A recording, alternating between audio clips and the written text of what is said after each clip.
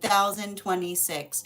We are going to get started on today's daily collective read in the next few minutes, but if you would like to get on the list for today, the list, as always, is open. As always, it is 3 cards for a donation of 29 or more, 4 cards for a donation of 23 or more for my subscribers. Links in my bio. Please keep in mind there are 3 things I do not read for across these apps. Those are pregnancy, medical, and legal. Happy to give insight on anything in private readings, and you can book private readings on my site. We're also doing 2 giveaways today. Our first reading giveaway is going to be a reading giveaway when we get to 50K likes. So make sure you're tapping that screen and we'll get to 50K in no time. The other reading giveaway we're doing today is a reading giveaway for the highest gifter between now and the conclusion of the daily collective read. So I wish you a lot of luck if you're participating in that giveaway as well. Prior to beginning today's daily collective read, I'll be giving a brief recap on what we've been seeing in the cards over the last few days. If you would like to find those full readings, you can find them over on the place where we keep the videos. You can also find them over as a podcast over on my spot at Tarot Church and over on my stack. But before we get started today, first and foremost, most important question, how are you doing today? Scale of 1 to 10, there are no wrong answers. We are moving into an eclipse season with a very intense new moon in just a few days. That's a new moon in Leo season. And at the same time that we're experiencing that new moon, we have a lot of very important planets that are in retrograde. We see right now that both Jupiter and Saturn are in retrograde in Aries. This can do a real number on our feelings and the space of our emotions. I like to identify the fact that Saturn has a lot to do with our perception of time and our awareness of time. Working through Neptune is often working into the way that we hold or we define or we articulate upon our feelings. So what do we effectively observe with Leo, that Leo new moon moving into working through that at the same time that we have all of this eclipse energy coming up? It's going to feel like a lot of emotion. Prepare for the sentimentality. Prepare for a lot of emotions, particularly and especially as it relates to the observation of the past, the nature by which things have changed, the nature by which things have remained the same. That quality and condition by which we ourselves are able to fortify, identify, refine, articulate upon the shape and nature of our own selves. It has a lot to do with how we navigate and store our memories. And at the same time, it's very important to pay attention to the fact that Chiron is also in retrograde right now. And where do we see Chiron retrograding? Chiron is retrograding in Taurus. Right? That is working into the shape and nature of understanding the strength it takes in order to be able to heal from things. And it's the observable work that we often navigate in terms of having to recognize and identify that often the nature by which we navigate or store trauma isn't something that we effectively navigate or desire from a place of hoping to achieve something, or navigating into the space of feeling and experiencing something that is difficult, but being able to effectively appreciate the strength that we find on our own journeys. And I want to point out that something about the nature of this energy can feel very, very complicated. And we're going to talk a little bit about that complication because it's working through warrior lessons. And what is the hard thing with working through warrior lessons? The observation that often the shape or nature by which we have to become warriors is not something that is energetically aspired for or desired, right? It's the disinclination that makes it energetically important. And that observation of being able to recognize and understand the nature of circumstances or situations by which we found strength, but the strength that effectively requires us to be able to have had endured through something. It's often being able to articulate upon the relevance of those journeys, the significance, and being able to energetically tell the difference, right? Being able to tell the difference between the strength that is found through vulnerability in navigating through situations and trying to find the best way possible versus experiences by which others try to articulate or seek out hardship. So we see that for a lot of the energy going through experiences in this way, the ability to basically be able to define the difference between what feels like it is restorative and healing, being able to be energetically observable as it relates to the nature of healing and the force of effort and intention that is required in order to facilitate upon work of that nature.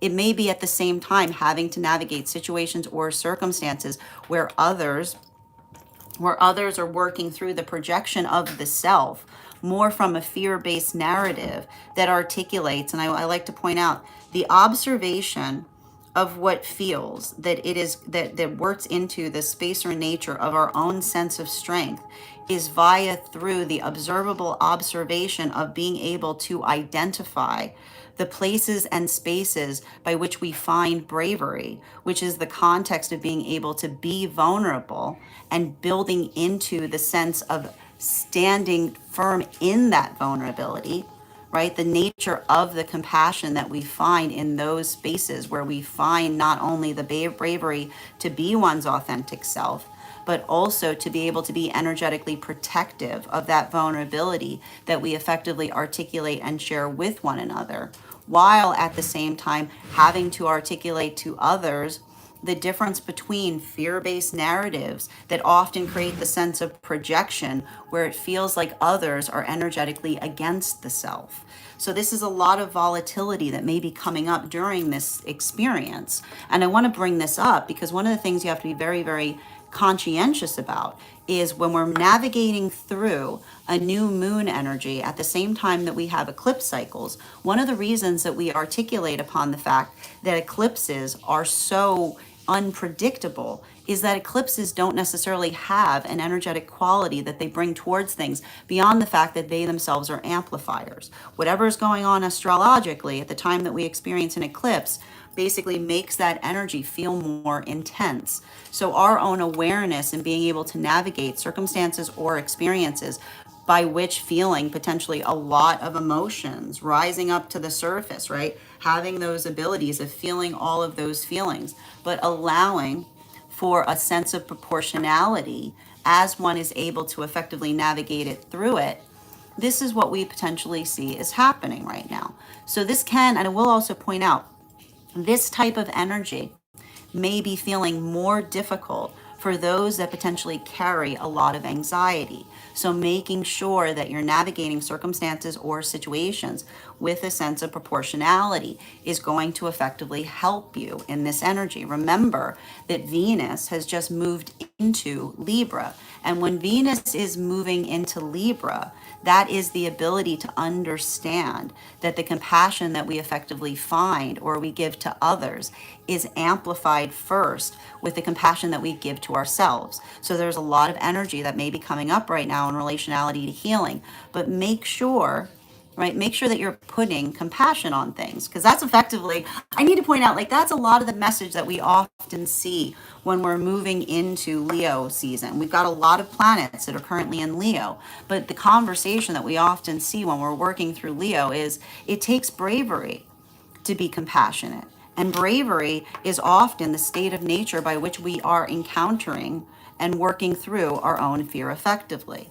Now, that is a summary of what we've been seeing in the cards over the last few days. If you'd like to find that full reading, you can find it over on the place where we keep the videos. You can also find it over on the place where we keep the photos. You can also find it as a podcast over on my spot at Tarot Church and over on my stack.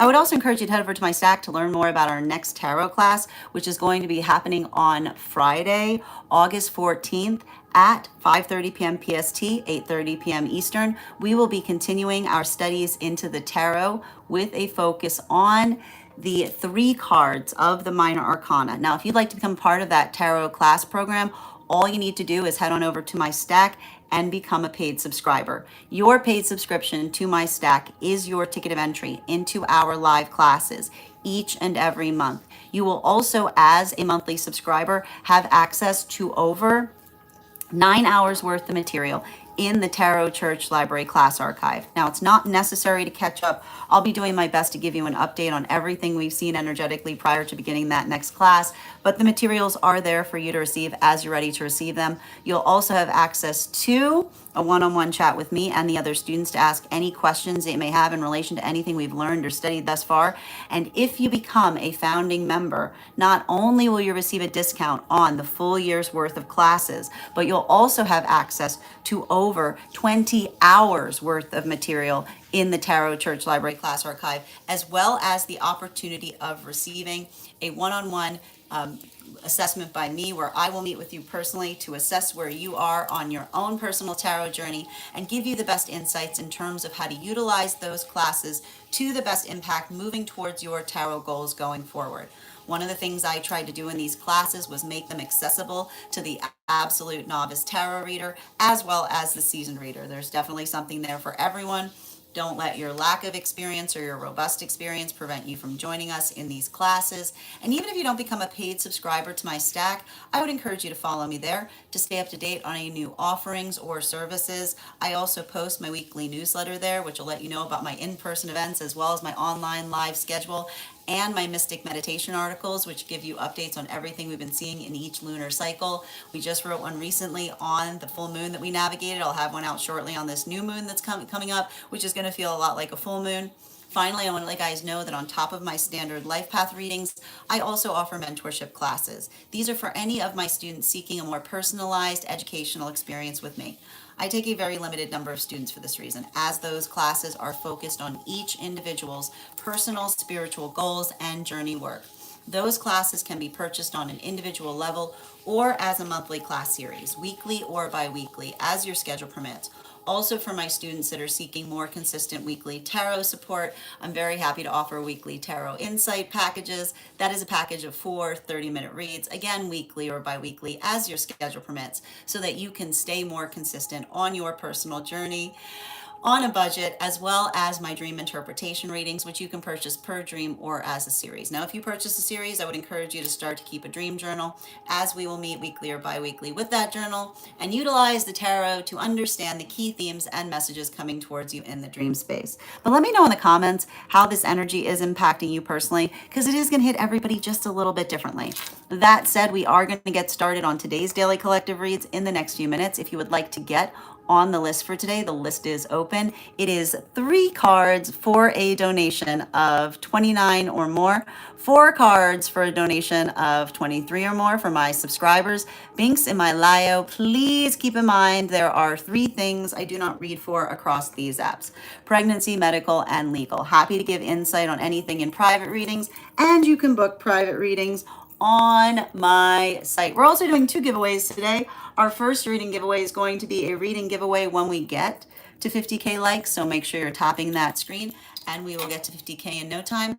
The other reading giveaway we're doing today is a reading giveaway for the highest gifter between now and the conclusion of the daily collective read. I am going to take a few minutes to read over some of the comments that came through as I was reading, as I was giving that recap, but let me know how you guys are feeling. Listen, we're coming into eclipse season, so you're probably, everybody navigates the eclipse cycles a little bit differently, right? So if you're feeling a little bit out of sorts, that's probably going to be the reason why. Absolutely. Good to see you today, dear. How you doing today, Dada? Hope you're having an absolutely beautiful day. Thank you, Minnie, for those likes. How you doing today, Valerie? I've got you on the list. Minnie, Grand Rising, dear. And welcome to those joining us over on the place where we keep the videos. Just a reminder, if you're joining us there, you are entitled to the same benefits that I've mentioned for superfans as paid members, which means if you become a paid member and decide to have a reading, you get the discounted rate in terms of the amount for the card read, which is 4 cards for a donation of 23 as opposed to 29. You're also entitled to a free 1 card each day with that membership. Excellent. Grand Rising. How are you doing today, Reba? Sending you so much support on that journey of healing, dear. One day at a time, always. And how you doing today, Lo-Fi? Excellent. And thank you for sharing the live, Minnie. And thank you for becoming a super fan, Valerie. Grand Rising, Dr. Genuine. How are you doing today? Excellent. Florence, if you'd like to get on the list, all you need to do is send the donation and you'll be added to the list. It is 3 cards for a donation of 29 or more for those who are non-subscribers. Excellent.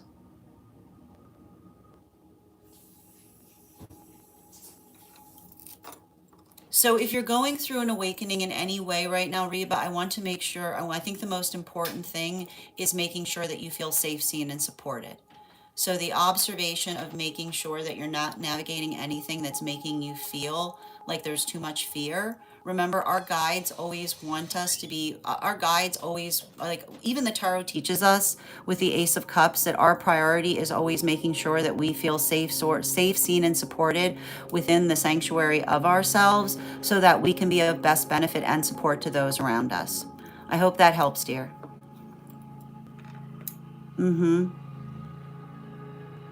Hi there, welcome from Iran today, Alai. I hope you're doing well. If I'm ever saying your name incorrectly, by all means, please feel free to correct me. Absolutely. Oh, we got a Scorpio here as well.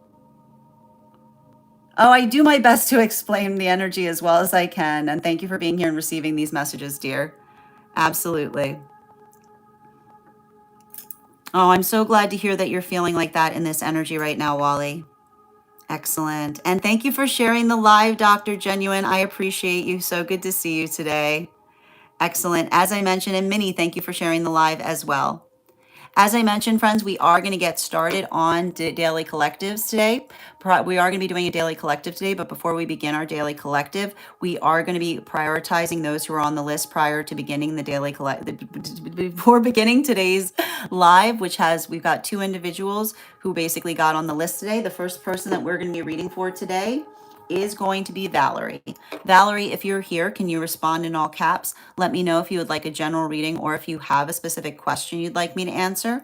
And if anybody else would care to get on the list today, you will be the 3rd person on the list today, which means you'll be read for once we complete the daily collective. Now, before we get started on that, we are going to warm up those intuition muscles with an intuition check. I've been doing tarot readings, Reba, for well over 30 years at this point. It's been a hot minute. It's been a hot minute. Give more or less about 30 years. So excellent. Hi there, Glass. Listen, I want to point out if there's anything that you're experiencing that is creating a fear state in you, or something that you are experiencing that you desire to go away, I want you to make sure that you're reaching out to others to seek help with it. Anything, the guides only give us things that feel like they're energetically supportive to our highest self. If you feel like you are hearing anything that is detrimental to the self or anything that feels like it's negative, I want you to make sure that you're navigating that and getting help with it. Because I have to tell you, in all the times that I've been reading, the guides that I read for only give us energy that is supportive and compassionate and working towards our highest good. So if you feel like you're receiving something that does not feel like it's helping you in that way, it is okay to seek help with it. And again, if you need resources upon that, you can always reach out to me or to anyone in my collective, and we can do our best to help you reach those resources as well. And sending you so much support on that journey, dear. I'm sending you support on that journey as well, Reba. It's always difficult when we have energy transitioning around us. You're welcome, dear. And thank you so much, Deal, for the follow. I got you, Valerie. Good to see you here. Excellent. And as I mentioned, and how are you doing today, Melissa? So lovely to see you as well. Oh, I appreciate that. Thank you for being here and receiving these messages as well, Deals. So before we get started on Valerie's reading, we are going to warm up those intuition muscles with an intuition check. I've got the animal oracle cards here. We're going to count back from 10, and when we get to 1, I will reveal the card. 10, 9, 8, 7, 6, 5, 4, 3, 2, 1. We got the Earth Dragon. We'll do that again after the next reading. Absolutely. Absolutely. I need to tell you, and again, a message for you. I mean, Reba, the one thing I know for those who are often joining us in spirit, the ability for them to sense our presence is a way that they effectively allow us to know that they are safe. So if you're going through that experience, I hope I hope that it's helping you as you're navigating your own journey of working through that emotional landscape as well. If you'd like to get on the list is open. I will point out you don't necessarily need to get on the list here to find messages for you if it's not something that's within your own ability to navigate. Often the way the guides like to work is something that another needs. They'll also communicate through another individual's reading. That's why we call them donations here. So I hope that something that you find here today is helping you on your journey as well. It is 3 cards. It's a donation of 3 cards for $29 for those who are non-subscriber deal. Oh, you were? That's amazing, Valerie. I've got you here. I'm going to ping you up. Thank you so much. And if you guys could give Valerie some love, can I please get, and thank you for being the first person on the list for today. You'll be getting 4 cards instead of 3. Oh, actually, you'll be getting 5 cards instead of 4 because you did become a super fan. I appreciate that. Thank you so much, dear. Can I please get 5 cards for Valerie in connection to that relationship?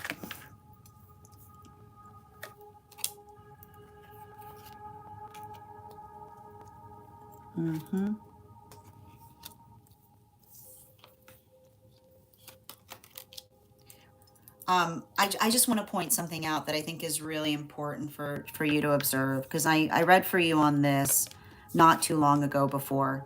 And I want you to understand the quality and condition by which I've got a lot of decks here. Okay, I've literally got 1, 2, 3, 4, 5, 6. I've got 7 decks on my table, and I drew from several different decks. Now, the last time I read for you on this, we had, I believe, and you'll, I believe we had 2 9 of Swords that effectively came up in relation to this. I just want to point out the 9 of Swords is back again, and it's in its reverse position. So I'm going to continue to articulate upon what we were reading about this in yesterday's reading, which is, it feels very much like someone who is absolutely mortified because in some way, shape, or form, they made a fool of themselves before you, right? And here's that Page of Swords again in combination with the 9 of Swords in its reversal. And this is, I want to describe, it's interesting because I didn't write down the cards that I got for you yesterday, but you'll notice that these cards feel very, very similar in relation to another person that has a very hard time letting go of something that they said to you in a moment of fear. And the worst part about it is everything I keep on reading for is it feels like there was a cards on the table moment between you and them. It feels like there was a situation where you had absolute clarity and understanding of something that was energetically occurring. And the observation, and it feels almost, and like this is what I see somebody going through, the observation of the fact that at a moment that you had a full knowing as to what it was they were going through, you weren't trying to energetically accuse them of it. You were trying to effectively have a deeper understanding of what was energetically occurring. But this is the shape and nature of the situation by which an individual approached it. At the time that you were going through that, I see someone who was healing from a relationship that was all accusation and no energetic remedy. They had some kind of experience of the past where every time someone asked them to be open and honest, it led to devastation. And so this is why I see someone so energetically torn up about something that occurred between you and them, because it's like, it's the observation. And this is what and it's funny because it's like their angelic is coming through on it. There was nothing that, what they don't understand is every time their truth energetically ruined something, it was moving them closer to you, because it's the observation of the fact that truth does not ruin good things. Truth only ruins bad situations. Truth only ruins bad situations. So the observation that they recognize that at a moment by which they were finally in what would be identified as a sanctified space between you and you are asking them to be fully forthright, right? Their fear overtook them. Their fear overtook them. And instead of being open, they energetically avoided something. And the observation that, and I feel like, and I see somebody who weighs each day the fact that that avoidance cost them their relationship with you. You know, and I feel like that there's a lot of that observation that I'm seeing here in working through, even in the quality and condition by which you and another person are potentially communicating or identifying or working through something here, especially with this Four of Cups. You know, I think that the hard part that you have to recognize is I see somebody who works through, right? I see someone who's perpetually working through a lot of fear, right? There's a lot of this anxiety or a lot of this observation. And even in the space, you know, even in the space by which I see another person, like, it's interesting because if there was like a conversation between you and them, it feels like it could not just, it's something that they themselves feel like they have to prepare for, is what I'm getting, because the prep, like the preparation I'm sensing here is them trying to effectively articulate and try to give you, right? It's like somebody who recognizes that the opportunity to be able to articulate to you fully, right? The full truth of a circumstance or situation. It feels like somebody who understands the nature of a mature conversation, specifically and particularly, especially with this Earth Dragon energy. And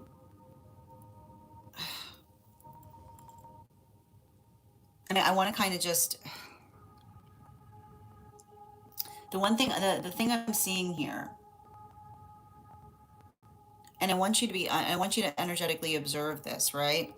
Like their ability, right? Their ability here to effectively navigate through something, right? Like it says somebody, it's almost like somebody who recognizes before there's any future with you, there has to be a conversation about on the past, right? Like it's like that's what I keep on seeing. It seems like and I want to point out, if this is a type of energy that is delaying a conversation in that fashion, it's because they don't want to rush through it, right? It's because they understand. Like it almost feels like I see somebody who feels like that like if they're going to effectively have time with you, I keep on getting the word fortified time, which means fortified time is being able to have a moment by which they can really really sit down and kind of go through something in a way so that they can fully, like it says to me, like, so that they can fully explain the full scope of something that they weren't necessarily comfortable or able to articulate to you before. I want to give you some bottom of the deck on this. You know, especially with the Judgment card in its reversal.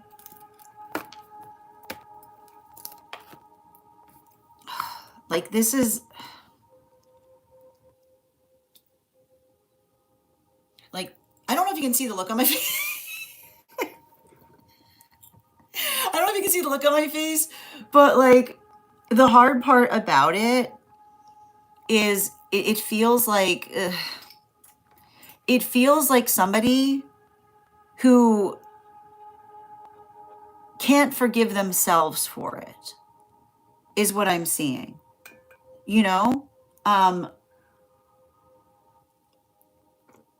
because and I want to describe like what I'm identifying here is like, and I want to tell you, like the one thing I want to articulate when I see energy like this is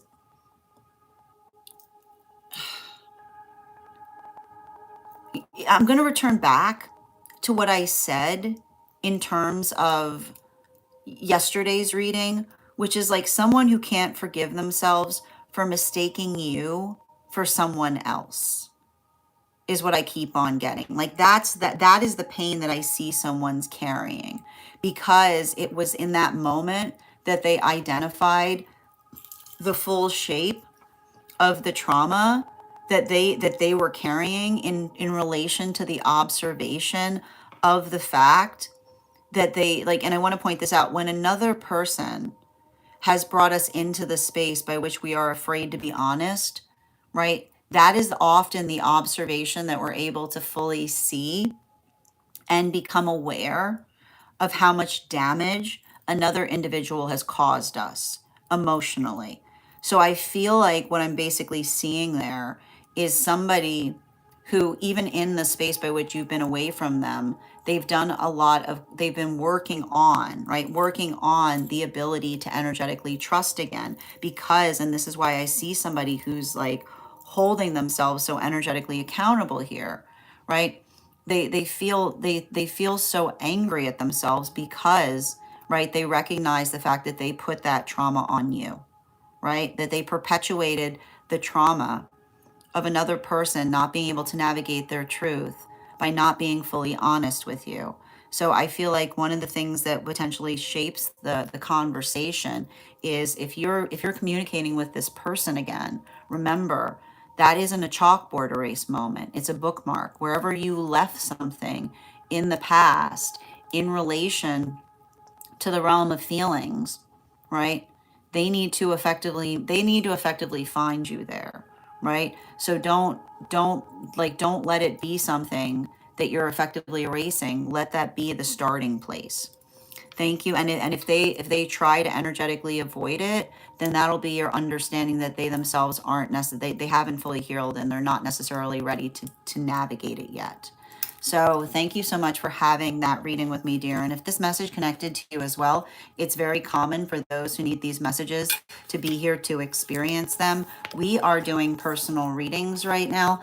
If you would like to get on the list is open. You'll be read for once we complete the daily collective. It is 3 cards for a donation of 29 or more. 4 cards for a donation of 23 or more for my subscribers. Links in my bio. Please keep in mind there are 3 things I do not read for across these apps: pregnancy, medical, and legal. Happy to give insight on anything in private readings, and you can book private readings on my site. I'm going to take a moment to read over some of the comments that came through as I was reading. Absolutely. Excellent.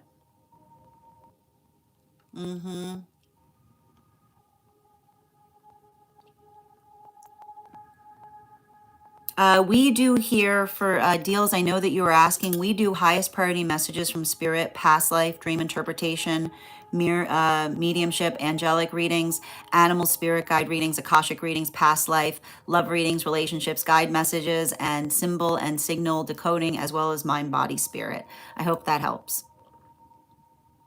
And thank you, Donovan, for the follow. If I'm ever saying your name incorrectly, by all means, please feel free to correct me. Thank you for confirming, Valerie. I'm not sure if this is about what they're going through right now. I feel like the thing about it, like when I see somebody like wanting to make sure that they're in the right headspace when they talk to you again, is what I keep on seeing. Yeah, thank you for confirming there. And Ella, thank you for sharing the live and for reposting. You're so welcome, dear.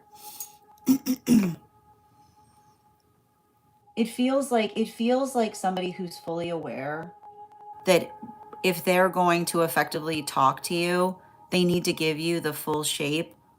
Like it almost feels like somebody who realizes that like the only way forward with you is giving you like a full understanding of what they effectively put you through and why they did so. But it's hard because it feels like somebody who identifies and recognizes that that the conversation isn't going to be easy, because it almost feels like somebody who has to admit the fact that you were right about something that they were energetically denying, if that makes sense. Mm-hmm.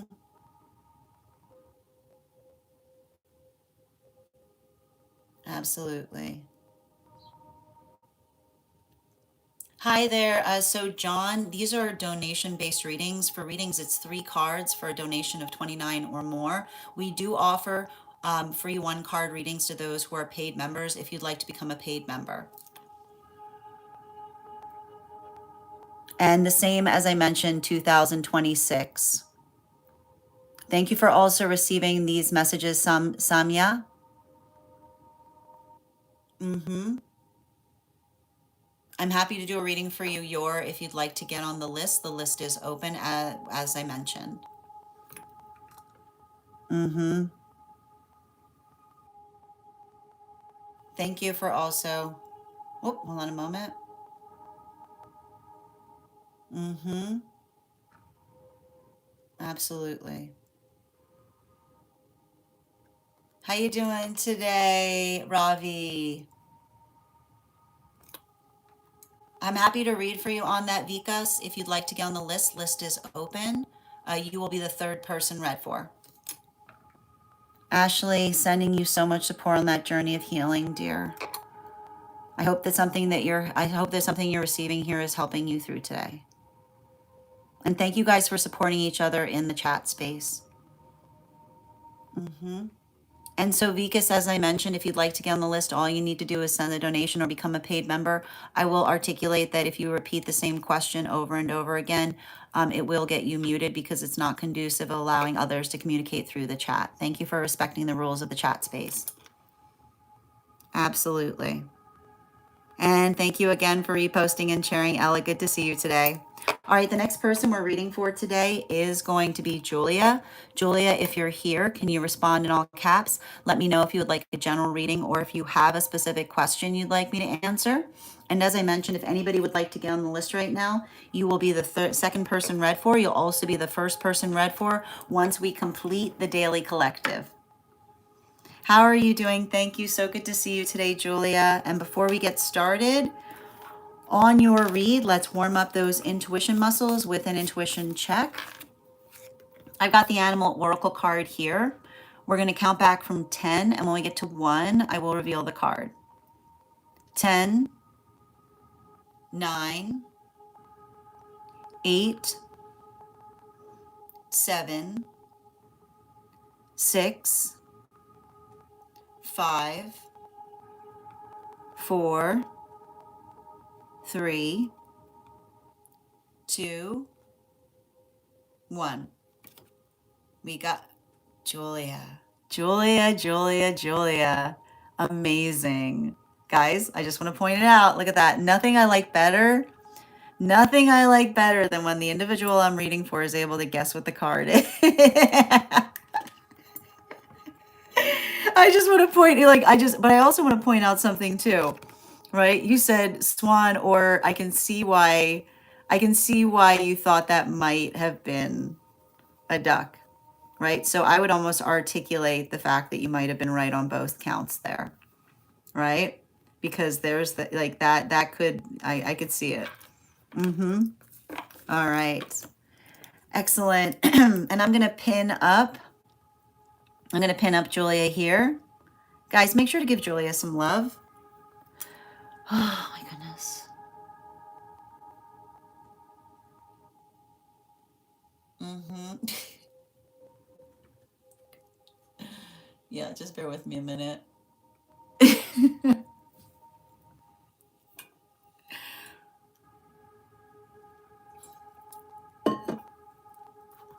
Mm-hmm. A moment. Mm-hmm. Okay. And before we continue right now, I need to take a moment to read over some of the information that was sent with this reading. So just bear with me a moment. I'm going to give you guys a hearth warmer, so something to discuss while I'm reading over some of this information.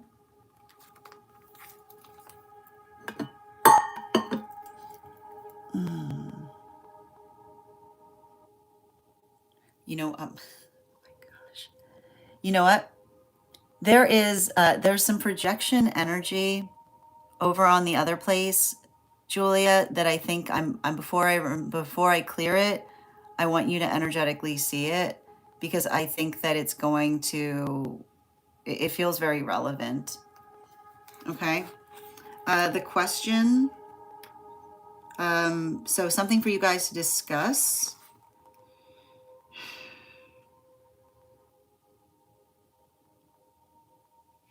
What is one thing about yourself you're learning to love more? Okay. Now bear with me one moment.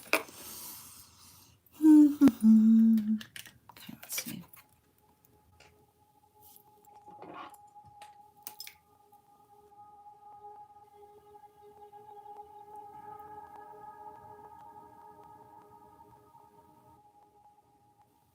Mm-hmm.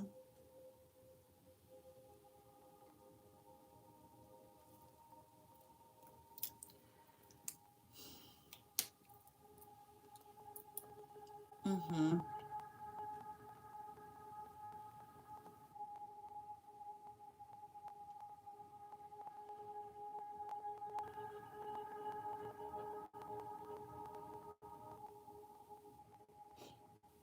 Got you.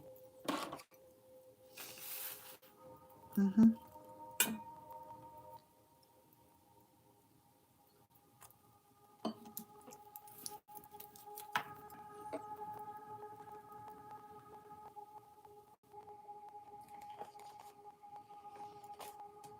Mm-hmm.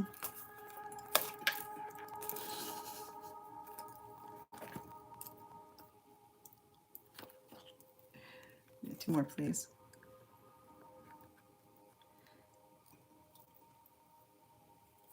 Thank you. Mm-hmm.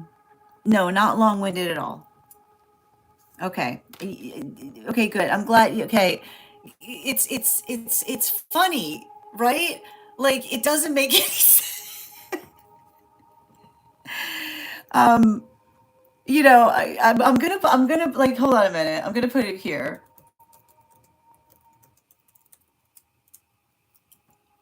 Okay.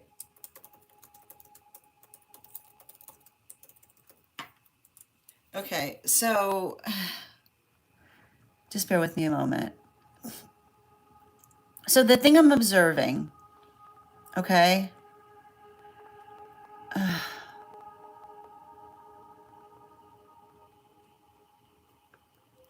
And I'm going to kind of just move you through. I've got the thing about it is you've got two guides, and they've got very different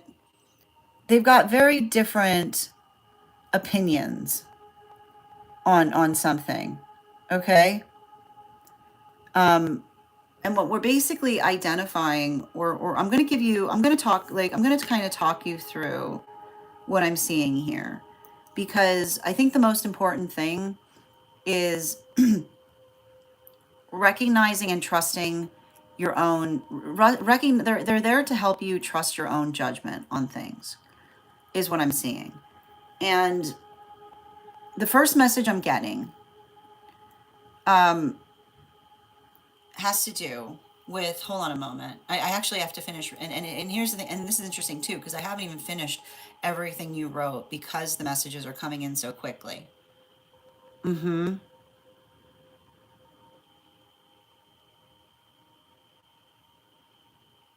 Yeah. So the observation or the understanding, the quality and condition by which another person tries to effectively offer advice is the understanding that advice does not come with an edict. Okay. I need to write this down.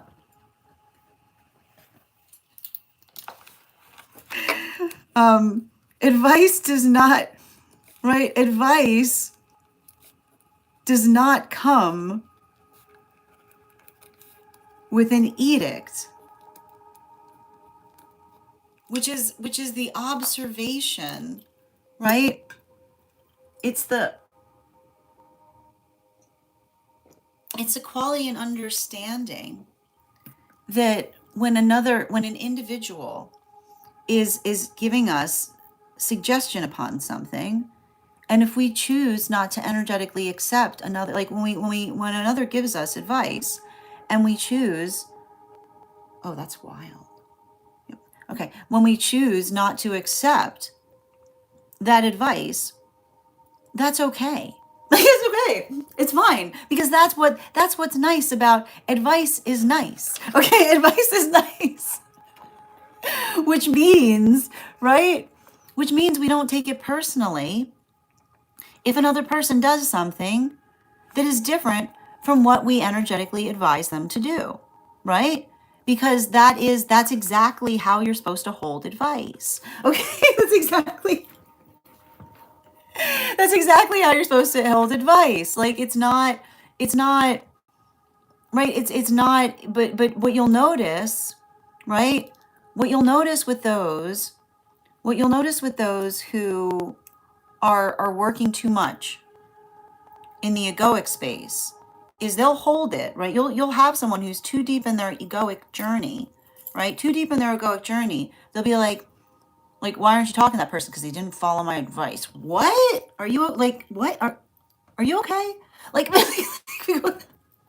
because that's not how advice works, right? Advice is not edict. And when others understand the quality and condition by which we look towards each other, right? While we look to each other to fortify our decisions, but not to make those decisions for us, then we understand and recognize that is how we navigate things from a space of maturity, right?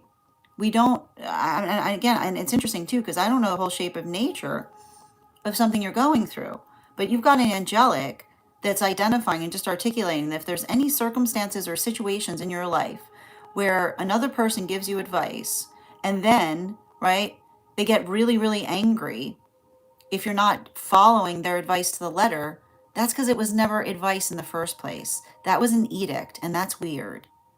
That's weird. That is something that you should be energetically protected from. So that is the first guide that I'm seeing, okay? The other guide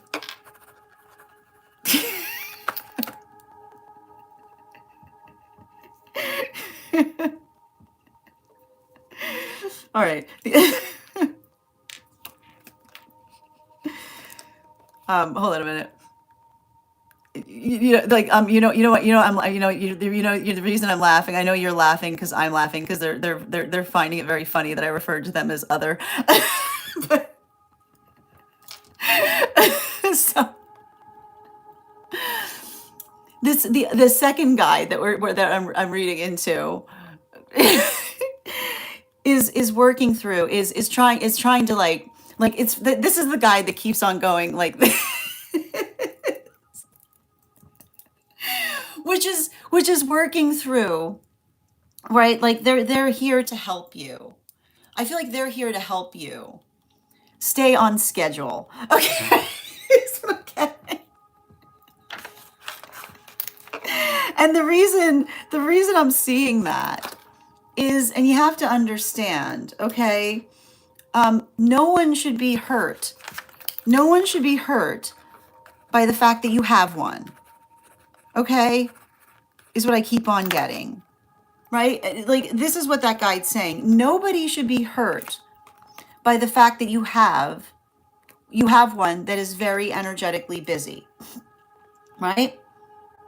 Like this is all like it's just, and I know it's hard because especially when you navigate through angelic guides, like even sometimes when angelic guides are experiencing something and they see us going through it, being like, I don't understand what's going on there, but being like, it's building into, right? And here's the thing about it. Those who care about you will respect the fact that you have a busy schedule. Okay? That's all there is to it. And I know, and here's the funny thing about it, and this is why you can tell they're angelic guides, because the angelic guides often say things that sound so simple, right?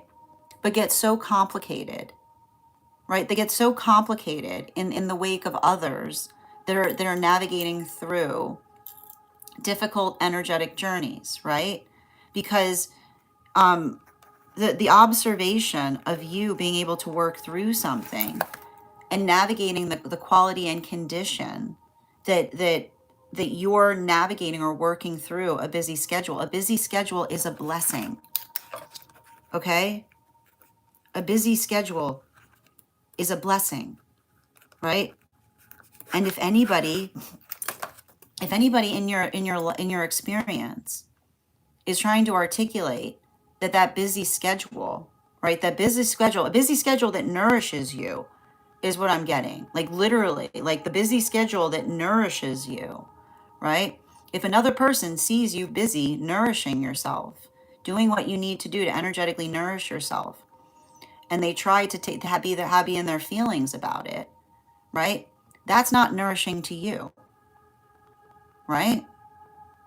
And here's the thing about it. There'll be those that try to articulate it's selfish, but that's because they're telling on themselves. Bottom of the deck. Yeah, right? Because you have to understand, and this is where it's very interesting, because I got to tell you right now, okay? These two guides around you are trying to get you to another guide. And the quality and condition by which you understand, like work through things, is I feel like you've been having to go through a lot of energy that has not been respective of you. And when you're going through situations and circumstances with others that aren't being energetically respective or receptive to your dreams, right? They'll try to take it, they'll try to see you reaching for those dreams and try to articulate upon the fact that you're acting selfishly. But if you're again, it's a quality and condition by which if you are doing something that you know is not only energetically beneficial to yourself, but energetically beneficial to all of those around you, right? The only sound, and this is why you call that's the swan energy, right? Like the only thing that you should have around you are wings, which is saying, what do you need to get there? How can I help? What can I do to help facilitate? What can I do to help facilitate that becoming an energetic reality? Because that observation of being able to effectively amplify and articulate, right?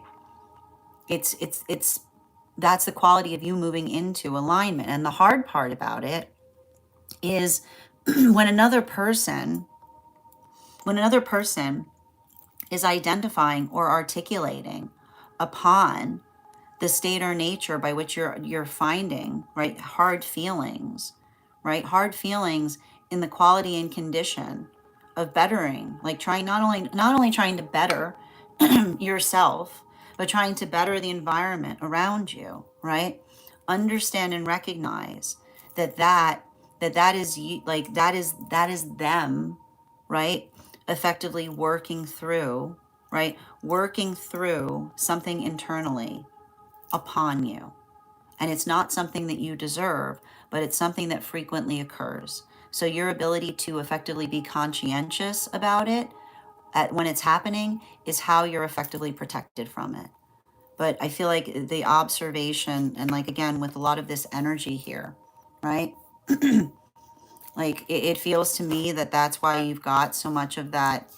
Have like these guides that are around you are trying to articulate that it's not something that you should be going through, but they recognize the fact that you are, and it doesn't require you to effectively have to articulate upon the reasons why, if another individual is creating that space by which they can't put it into words, right? If another person is identifying it but not putting it into words, it's healthy feelings are feelings that can be expressed, right? Because that that open expression allows something to be healthy conversation. Thank you so much for having that reading with me, Julia. And if this message connected to you as well, it's very common for those who need these messages to be here to experience them. We are doing personal readings right now. If you would like to get on the list for today, the list is open. It is 3 cards for a donation of 29 or more.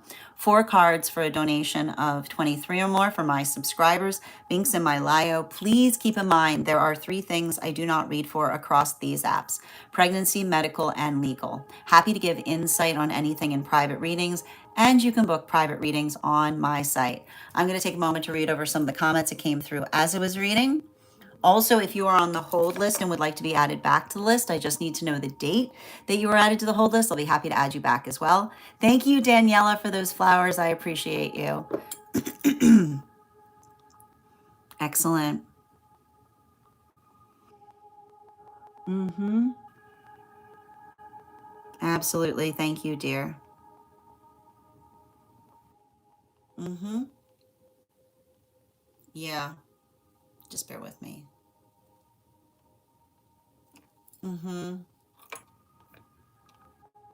Thank you for confirming, dear. Mm-hmm. Absolutely. Sending you so much support on that journey. But you know, I think that one of the things that we're potentially seeing is your ability to navigate circumstances or situations with a sense of compassion, right? Like that compassion that you're applying to things is the compassion by which they can be fortified via their own observation, right? It's the quality and condition by which you're holding yourself more compassionately that's allowing you to hold them. You can hold them compassionately if they're energetically struggling with it, right? And I'm sending you so much support on that journey, dear. All right, just bear with me a moment. Mm-hmm. Hi there, how you doing today, Ibrahim? Okay, hold on a minute.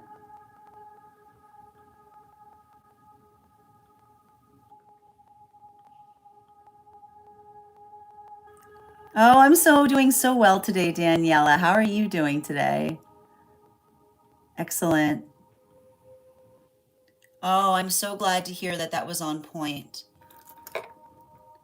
Sending you support on that journey, dear. Absolutely. How you doing today, Wendy? All right, my friends. As I mentioned, we are going to get started on our daily collective. If you would like to get on the list for today, the list is open. It is 3 cards for a donation of 29 or more. 4 cards for a donation of 23 or more for my subscribers. Links in my bio. Please keep in mind there are 3 things I do not read for across these apps: pregnancy, medical, and legal. Happy to give insight on anything in private readings, and you can book private readings on my site. We're also doing 2 giveaways today. Our first reading giveaway is going to be a reading giveaway when we get to 50K likes. So make sure that you are tapping that screen and we'll get to 50K in no time if you're joining us on the clock app. The other giveaway we're doing today is a reading giveaway for the highest gifter between now and the conclusion of the daily collective read. So I wish you a lot of luck if you're participating in that giveaway as well. Currently, the person who has the highest right now is Minnie. Minnie, you've got our highest right now.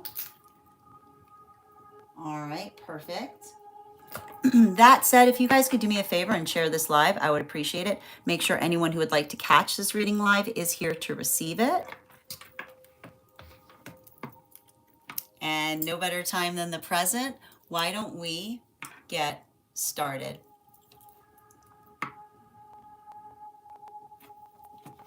Welcome, everyone. Happy Monday. I'm the Grace Strega, and I'm here to give you your daily collective read for today, Monday, August 10th, 2026. We are going to be doing tarot astrology today for all of the signs. We started our last tarot astrology with Aries. So this week we're going to be starting with Pisces. Pisces, sun, moon, and rising. Can I please get 3 cards, highest priority for Pisces? What does Pisces need to know right now? We've got here the 4 of Cups in its reversal, in combination with our Justice card in its upright, in combination with our Page of Swords in its reversal. So let's talk a little bit about the energy we're currently seeing around Pisces right now. I'm going to now take this time and opportunity to remind Pisces that we are approaching eclipse season, okay? And the thing about it, okay, like I gotta just tell you, it's like raise your hand if you are a Pisces who's been personally impacted by the eclipse cycles, okay?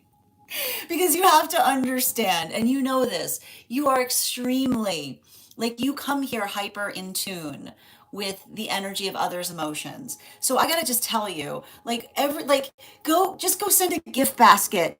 Go send a gift basket to the Pisces that's around you right now. Because the thing about it is, like they're like eclipse cycles have hands when it comes to Pisces, because you have to understand, not only, right? Not only do you have like the best Pisces you know, trying to navigate the uptick, the observation of the amplification of the emotions that they themselves experience, but then also feeling the weight and impact of everybody else around them, also feeling the impact of the eclipse cycle. Okay? It's like, and here's the thing about like working through that amplification can feel energetically exhausting, right? Because it's a lot of big feelings energy. So I would not be surprised right now, okay? I would not be surprised right now if I see a bunch of, of Pisces taking this opportunity to go into hermit mode for a bit. Okay, like this is like Piscean energy going, I can sense a disturbance in the force. I'm going, I gotta go. Like just moving away from it for a little bit of time. But even in the quality and condition by which the energy is effectively moving away from it, being able to identify or articulate upon the feeling of energetic or emotional stability in terms of being able to navigate and working through. And here's the thing about it.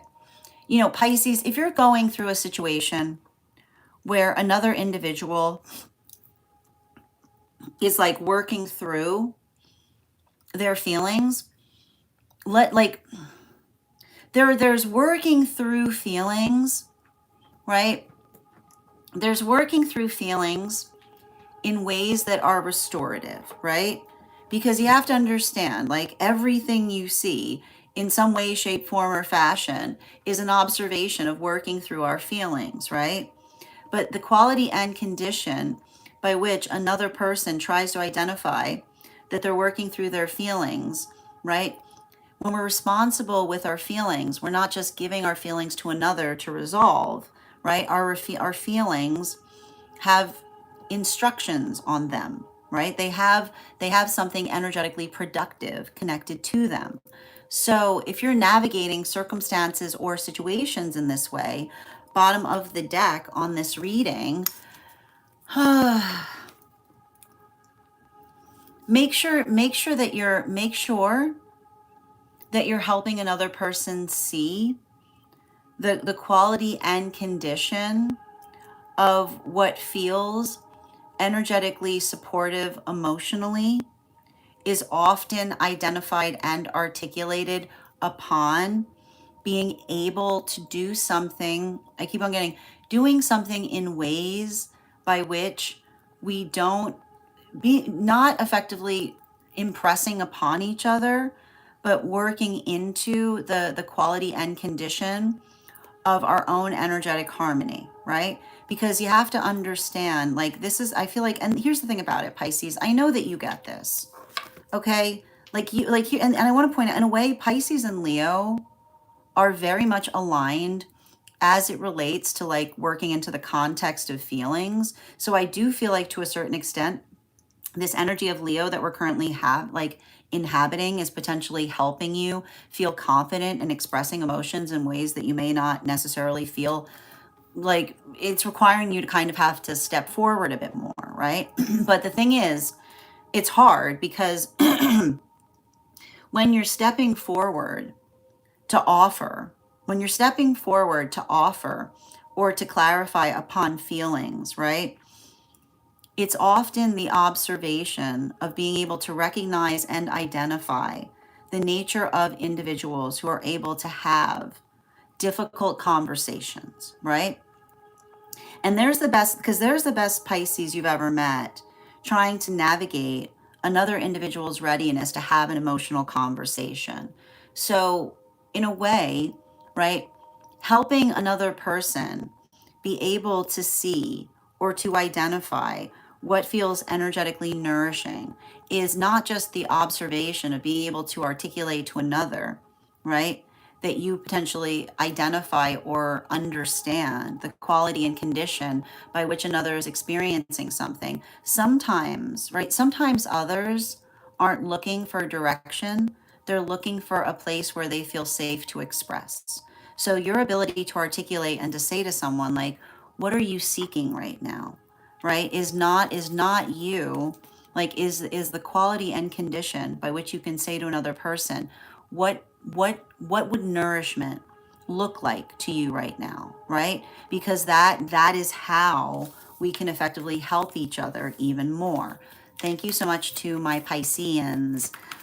Next sign we are reading for today is going to be our Aquarians. Let me just make a note here.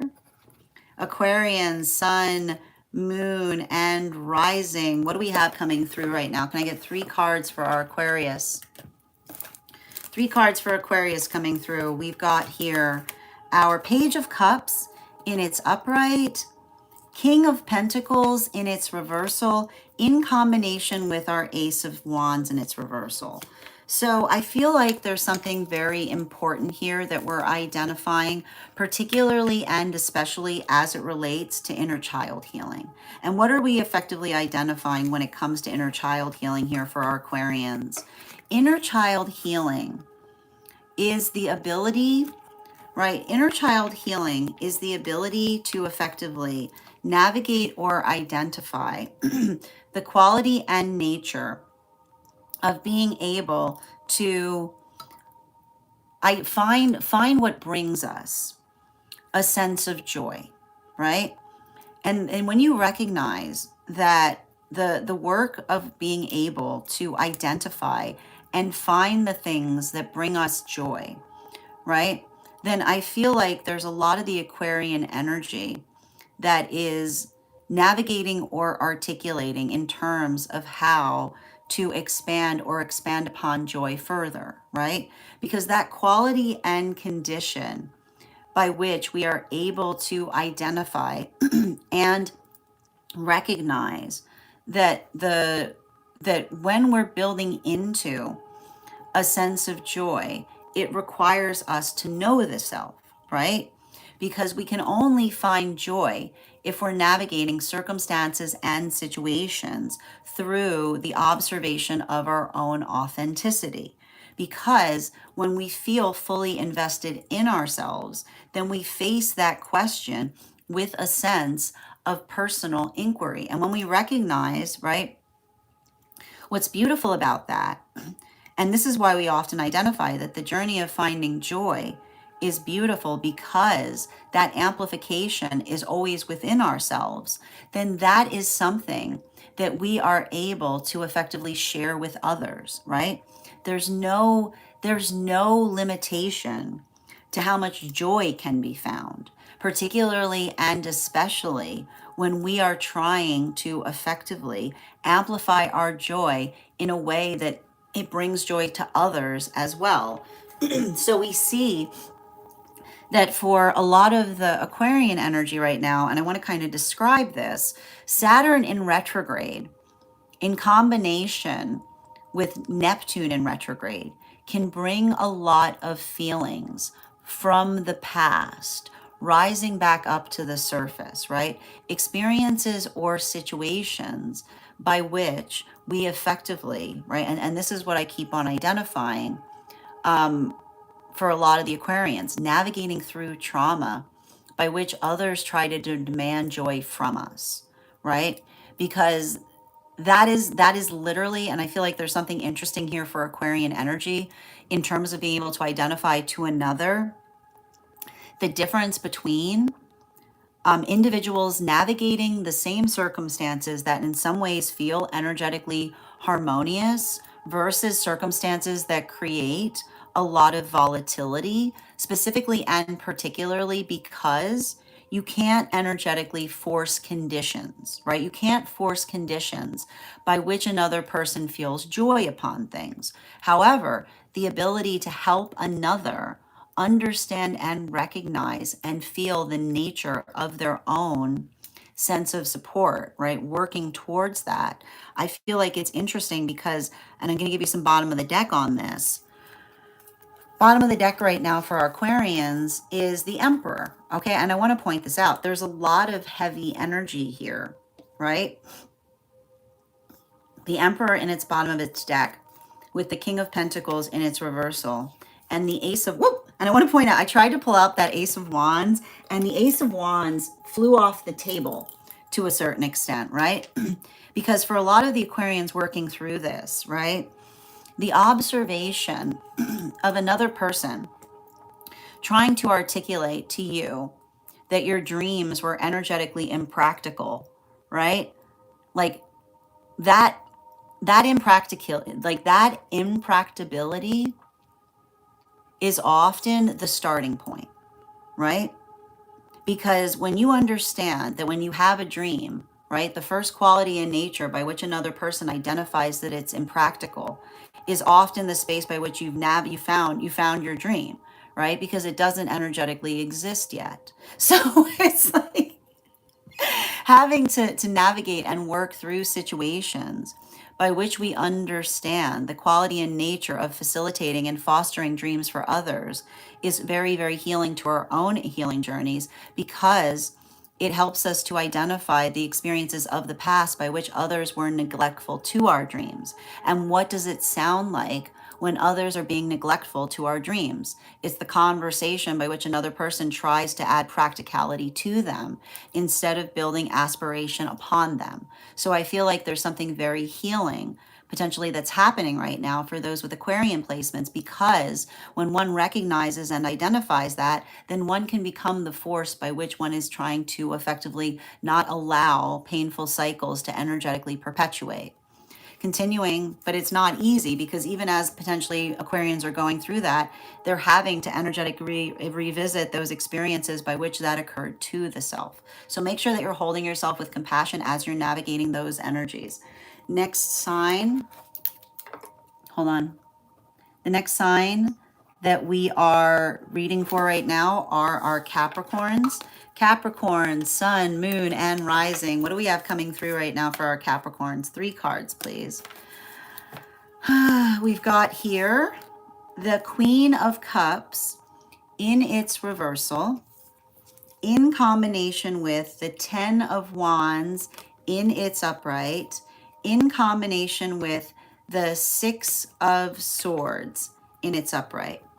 So let's talk a little bit about what we're seeing for a lot of the Capricorn energy in relation to navigating circumstances and experiences by which one is working into the space of emotions. And I feel like what's interesting for a lot of Capricorns right now is it may be feeling like a liminal space, right? It may be feeling like there's not a lot happening. But I like to point out that when we're working into a liminal space is literally the cradle of creativity, right? Like when if we're working through a liminal space, like our ability to effectively allow that to be the quality and condition by which one is able to identify or to articulate upon what one's own aspirations are, being able to effectively facilitate and identify what feels like a positive direction. I just keep on seeing that for a lot of the energy working through experiences in this way, it feels like, and I just want to show you these cards, right? It feels like the opportunity to bring creativity to things. And what's interesting, like, and I want to point this out. So this can, it's like, I've noted, like, I want to point, like, that there's something very important that we often see that happens when it comes to Capricorns always have a very like volatile relationship with your own sense of creativity, right? Because the thing about it, and this is often, I'm just going to walk this through with Capricorns. Capricorns arrive with exquisite taste. Okay. And so the thing is, when you recognize that every Capricorn arrives with exquisite taste, the nature of you getting better at something is literally the sound of you being mortified by the fact that you're trying to do something at all. Okay. Like, because like it's having to work, like when you understand the nature of Capricorns, like Capricorns at every moment we understand that you're going through your own process of mortification, because there you are holding yourself to an unbelievably high standard. Okay. You have to remember that those standards that you're holding yourself to had to start somewhere. Okay. Those standards that you're holding yourself to, they too also had moments that they had to begin. Okay, nobody just arrives fully formed, and our ability to get better at something is equally proportional to how mortified we are willing to be in the process of getting better at it. Okay, like it's just, I know. It's like it's working through the beholding of your own mortification. And the thing about it, though, is you have to identify that. You have to bring you have to bring a sense of delight to it, right? Because the quality and condition by which you identify and recognize that, right? Like we're in Leo season right now. And that's why Leo, like that's why often you'll find, like, you go find Capricorns and Leos, and it's often like the quality and condition by which they're energetically supporting one another, because it's the observation and the understanding of being able to, like, and this is often what happens with Capricorns and Leos, because Capricorns and Leos are like, how are you not afraid? And Leos look at Capricorn and go, what makes you think that I'm not? Right? Like, what makes you think? Right? Like that's the conversation that often happens between Capricorns and Leos, right? Like it's the observation of someone being like, when how did you get rid of all that mortification? And Leos go to Capricorns, go, what are you talking about? Been mortified the whole time. It's just, it's working. It's the observation of understanding that giving yourself compassion, right? It's the observation of being able to hold compassion that allows us to be able to find the energetic courage. So be able to effectively like build into, right? Identify and recognize and celebrate your creativity, right? Honor your creativity at this time, because when you honor your creativity, right, you allow the creativity room to grow. And it's hard, right? Because sometimes we have to be very protective about our creativity, right? And the quality and the thing about it is the first space that we're protective, right? The first thing that we have to be protective from when we're working through our creativity is silencing that inner voice, right? Silencing that inner voice that often feels like it ridicules us, even as we're effectively trying to navigate something. Because I just need to remind you, bottom of the deck, Capricorn, you don't talk to yourself in the second person, right? If you hear something ridiculing you in your own head, that's the sound of the trauma that you're working to heal from, right? Because your higher self isn't separate from you, right? That is the articulation of everything that you're working through. So your ability to move through something, right, in terms of navigating, right, silencing the inner voice of trauma that often identifies the fact that tries to ridicule us as we're doing something, is how we find the true inner voice that articulates upon the love that we are trying to bring to things.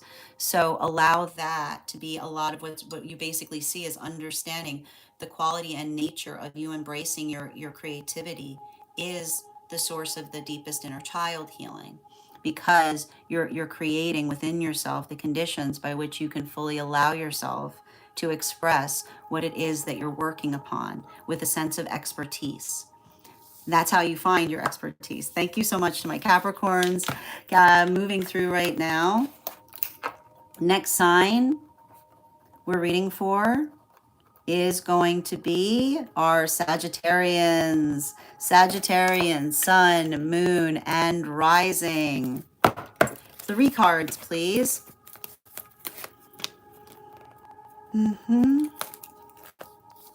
What do we have here? I've got the Devil card coming up in its upright. We have the Hierophant coming up in its upright, as well as the Two of Pentacles coming up. This is some heavy energy, but I need to point something out. Okay? And here's the thing about it. And Capricorns recognize this. I mean, not, and sometimes I said Capricorns because we're talking about Sagittarian, because it feels like the thing you have to recognize when it comes to Sagittarians is identifying. Sagittarians have an incredible ability to identify and recognize upon the state or nature by which an individual effectively articulates or works through the quality and condition of trying to create false choices. I don't know why, like, this is like, I gotta stress this. Like, this happens, like, I cannot tell you how many times I've read for a Sagittarian that has to navigate, right? The sound of another person trying to energetically control you is someone trying to put a false choice where a choice does not need to exist, right? And here's the thing about this, like, Capricorn energy will often identify and recognize, like, it's just continuing, like, that's all I keep on seeing when it comes through this, right? Like, that's all there is. Like, I feel like this is either a Sagittarian articulating that to another, or identifying or communicating upon their own energetic experiences as it relates to circumstances or situations, because it's just the same message coming through, right? Energy that's trying to assert control, energy that's trying to assert control over the self will literally try to create choices where choices don't exist, right?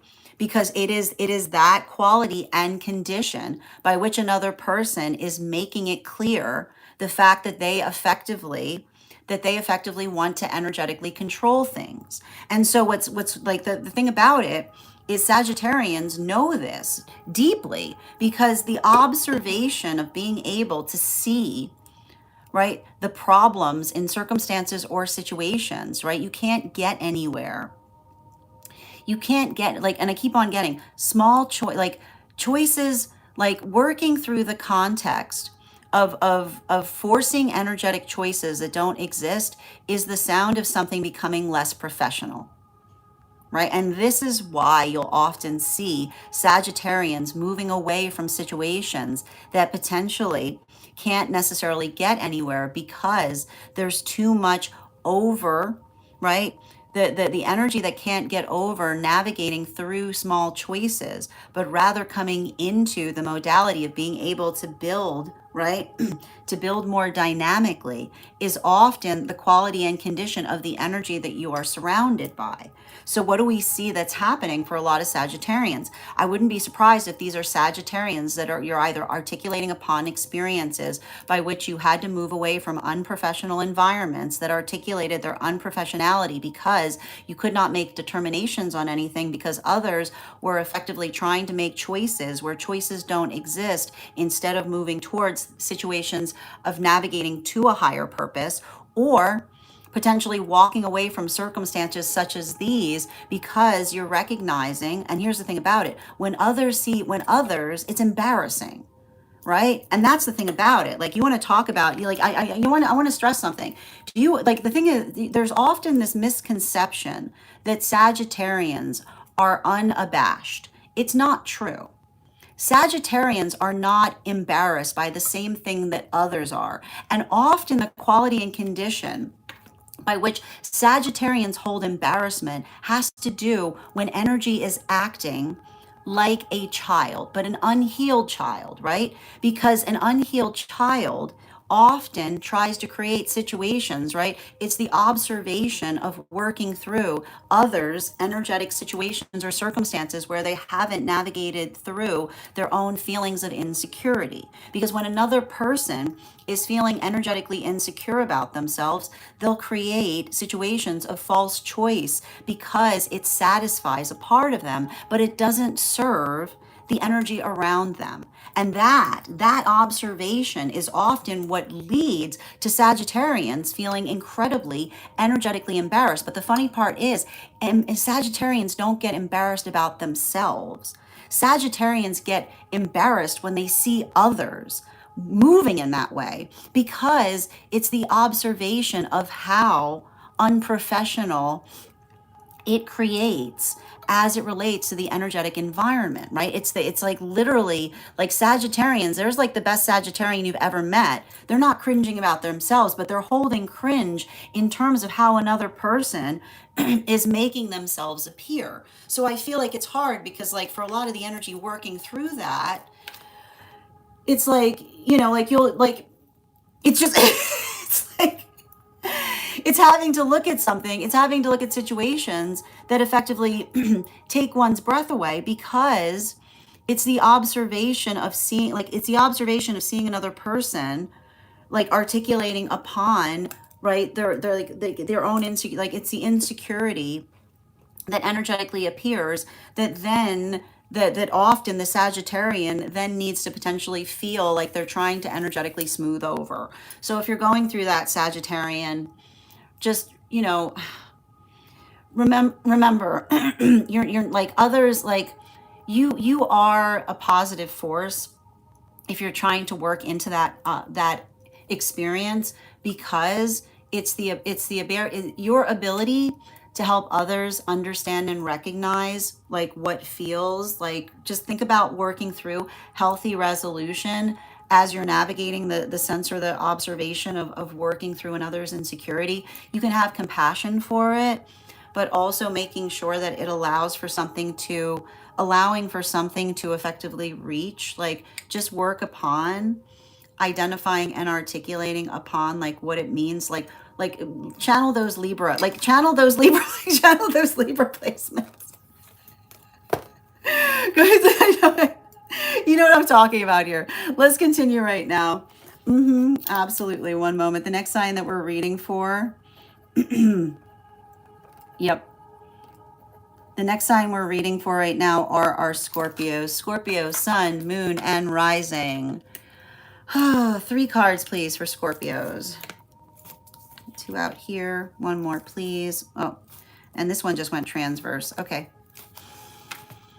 We've got the 9 of Wands in its upright.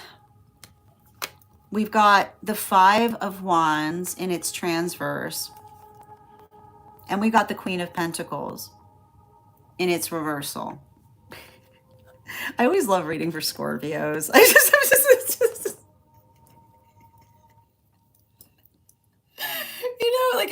sorry. The reason I laugh is like reading for Scorpios is, oh my gosh. How do I get into it? All right. Okay. So I know it's complicated. When is it not complicated? Okay. So the thing about it, it's just, you have to understand, okay? The thing with Scorpio energy, Scorpio, you understand that sometimes the way that you love someone is giving that person space. Okay?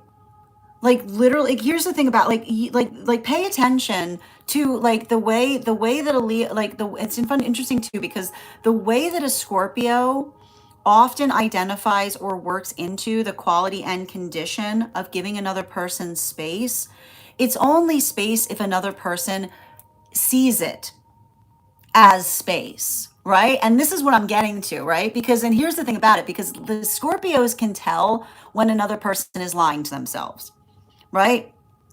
Scorpios are like, I mean, Scorpio, you're like a little, you're like, I know you can't help it, right? Because you're like, you like Scorpios wish that they could remove the, like they got the lie detector, like Scorpios, are like, and you'll notice, right? Because often when another person, right? Like I literally see a situation of Scorpio going like this, right? Because there's somebody going like, oh, I'm giving them space, and then being like, are they experiencing that as the gift that you're articulating that it is? Right? Like, it's like, right? Like it's like a foghorn. Like I can just hear Leo. Like it's funny because I keep on saying Leo, but the reason I keep on getting Leo is because Scorpios get very Leo in energy like this.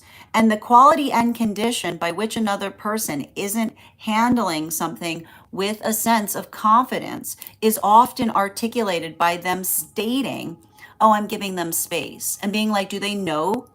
Like, can you please? Because here's the thing about it, Scorpios understand that when another person identifies as space, if another person does not receive it as such, they could feel like it can create energetic complication, right?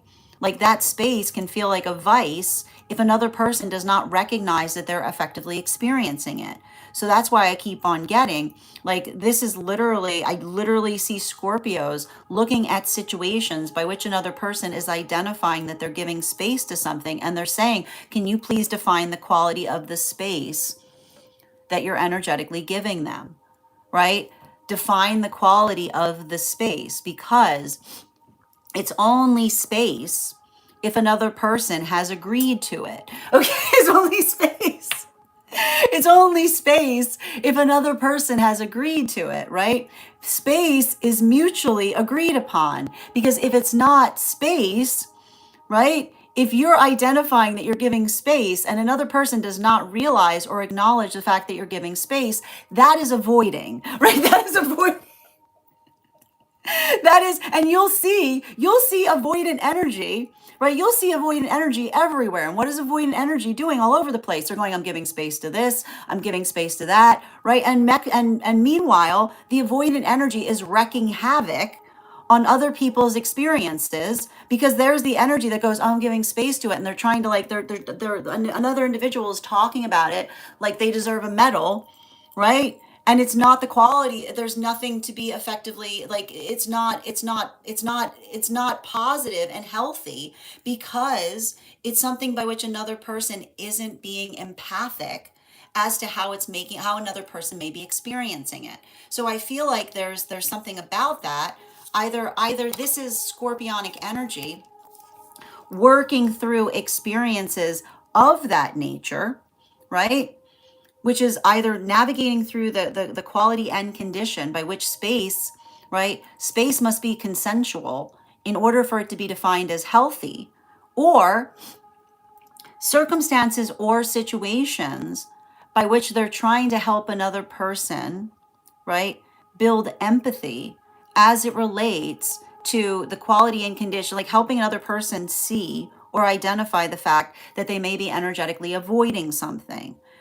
Bottom of the and the bottom of the deck on this is again, right? It's only space if another person agrees that they are receiving it. If it's, you cannot call it space unless it is mutually agreed upon, right? If not, it's another person avoiding something and another person in a space of confusion about it. So it's interesting because I feel like there's something important about that for scorpionic energy, both in helping, either helping another person see that or being able to articulate and apply that in your own experience, right? Like this is the work that we see, like this is the work, and again often, and this is often what happens in terms of energy, like working through something, because the bottom of the deck says, right, we don't say, right? It's not, and I keep on hearing there's no fine about it, which is the quality and condition by which another person says fine,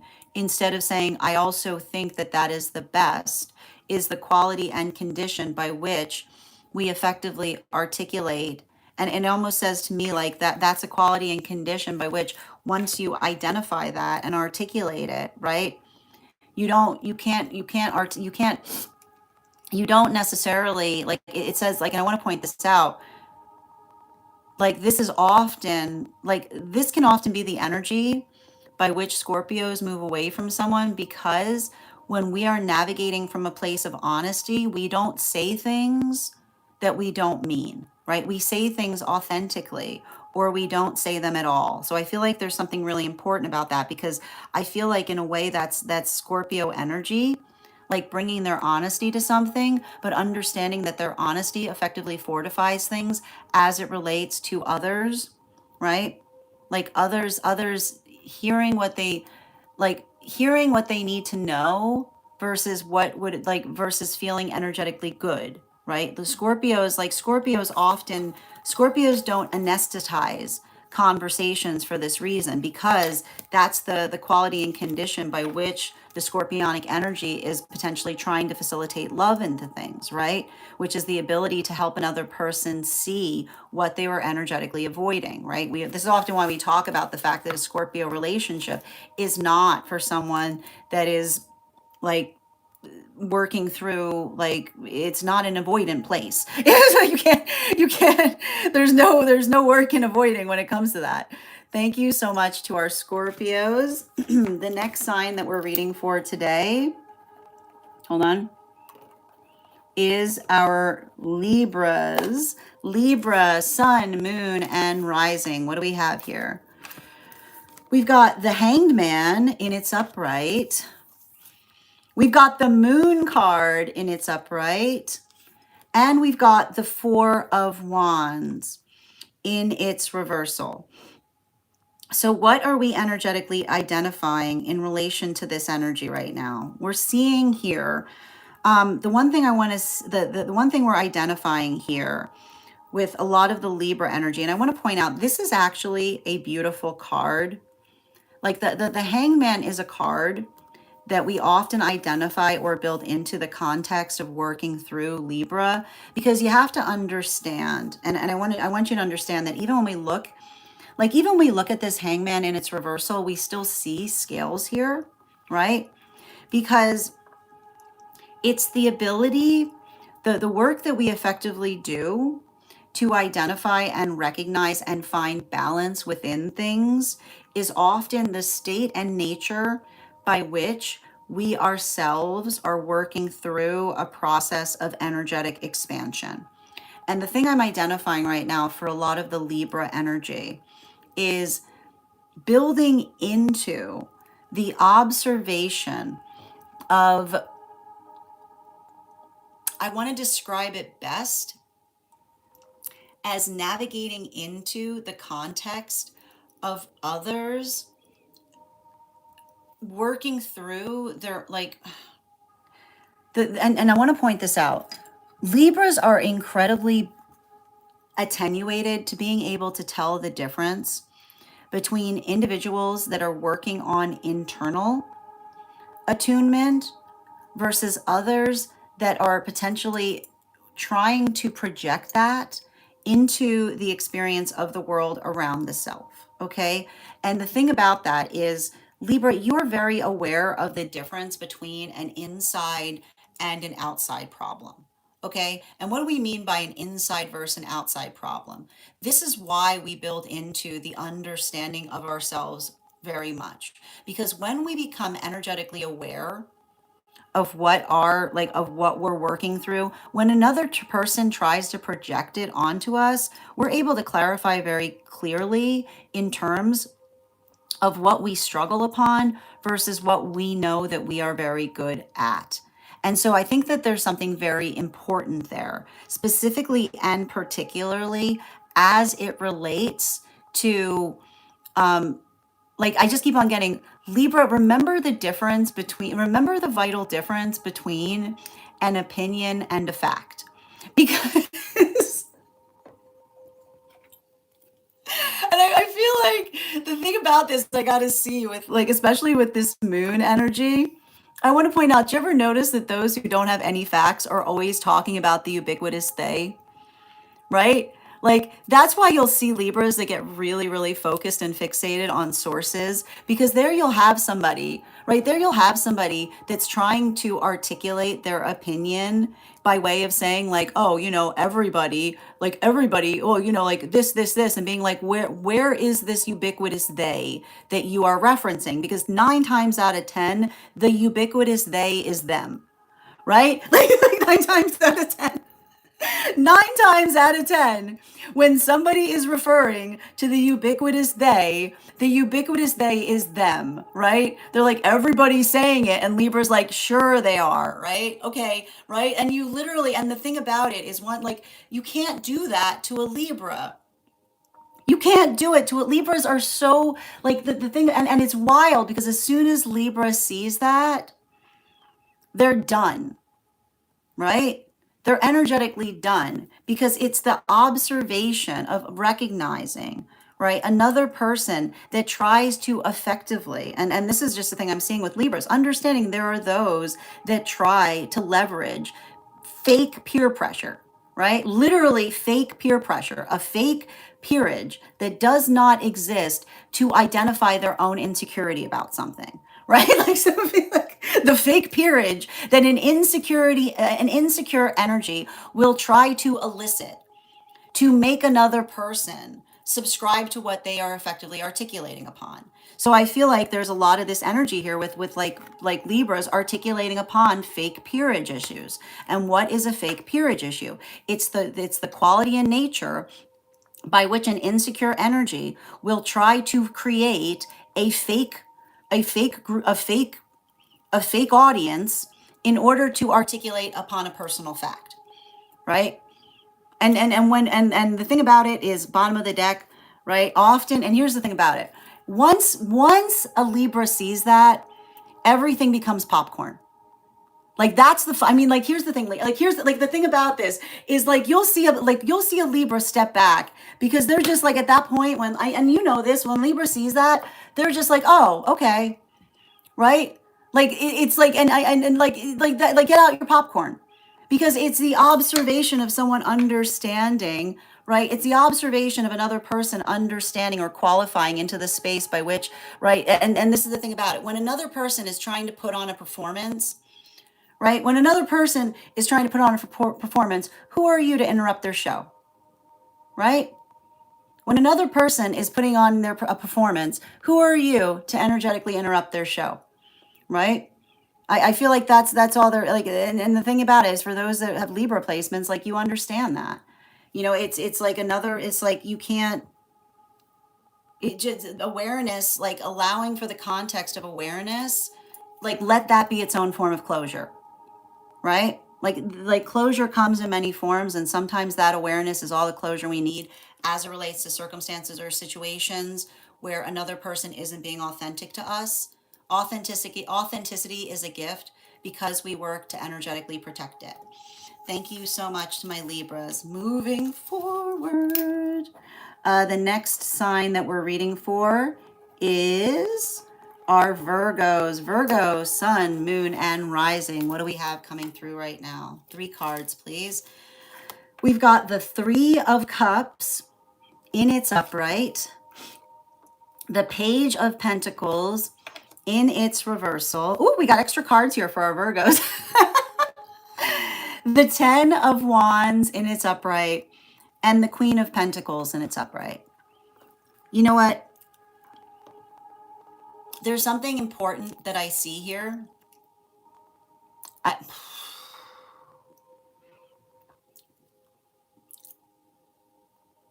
Here's the thing about it. And I'm going to point this out. And Virgos, you know that, like, you know this. The quality and condition of another person, right? Trying to get in someone else's business, right? The quality and condition of another person trying to get into another person's business is amplified and articulated with the words, I'm worried about them, right? There are those that try to use I'm worried about them as false keys. And what do I mean by false keys? The sound of another person, right? The sound of another person trying to identify or move past another person's boundaries is the sound by which another person comes to others and identifies their energetic concern about someone who they have no business being concerned about, right? There it is. You want to see the force, you want to see the toxicity in this world? The toxicity in this world is often expressed by individuals that try to articulate and identify proximity via the observation of trying to articulate concern when there's nothing energetically concerning going on, right? And you'll often see that. You'll see someone being like, I'm just coming towards you. I'm coming towards you with all the goodness in your heart. And it's the observation of another person being like, there's nothing energetically good about that, because if it is actually healthy, then why are you energetically avoiding another person to identify the quality of how they are, right? That's the harmless energy that often informs upon their own harmfulness, because they can't just go to someone to ask the nature or condition by which they are identifying their how they are, but the energy that potentially tries to ascertain things from others by expressing false concern about them. So the observation of the energy that works through situations and circumstances of that nature, right? Like you want to see a Virgo. And I just got to stress this. You want to see a Virgo. You want to see a Virgo become a Scorpio, right? You want to see a Virgo become a Scorpio? There it is. Because that it's that observation, right? It's always the other, and I'll point this out, and this is why it's not, you'll see Virgo energy that works towards the understanding that when we are energetically respecting each other, then that sense of respect is being able to navigate how another person energetically is receiving it, which means, right, that the conversation that one has in relation to another, if there's something that doesn't feel like it's healthy, is identifying. The only sound you should say is, how can I be doing something better, right? When another person is trying to energetically heal, then the quality and condition by which they arrive to an individual and say, what could I be doing differently or better, is the observation of another person that's focusing on the inner work versus, right? Versus all energy, right? Versus energy that is trying, right? Energy that tries to articulate, right? That tries to articulate upon the fact that they're being respectful of another, but the quality and condition by which they feel that they need to go to others to try to ascertain things that they know that they're trying to ascertain things that they know that they have no right to, that is often expressed by another person trying to articulate and identify the fact that they're just concerned, right? They just wanted to make sure, because even in the quality by which they do that, you recognize that that is the energy damaging, right? That is energy trying to damage something, because in the quality and condition by which they try to articulate that they're concerned, they're trying to create a false sense and fear in others as to a concern that does not exist. So I feel like that's a lot of the energy, right? That's a lot of, I mean, if you're navigating that, Virgo, right? And I know it can probably feel very energetically triggering, right? Sometimes simple questions have healthy answers, which is being able to articulate to another and like, again, right? And again, even in the quality and context by which something feels reasonable, right? I feel like I see you saying to someone, have you talked to them about that? Have you asked them, right? It's like the energetic redirection that allows for introspection, right?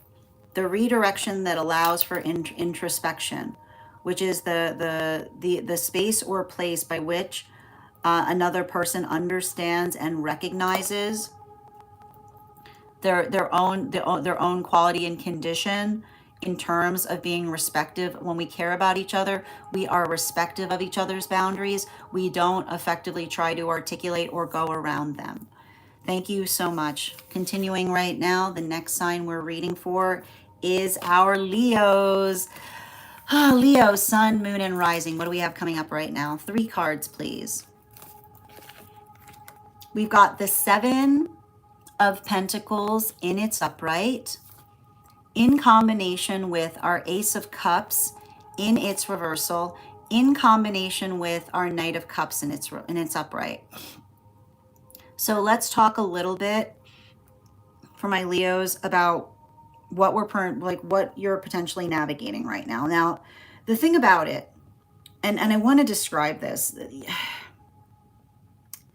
it's giving me a lot of energy in relation to others misperceiving you for someone who hasn't done the internal work on the self. Okay, it's like, I feel like that's what I'm just seeing in relation to something here. Like I feel like there's some kind of energy here of Leo working into the observation of what it means to navigate through one's own sense of energetic confidence is often like, and here's the thing about it, right? And this happens to Leos all the time, right?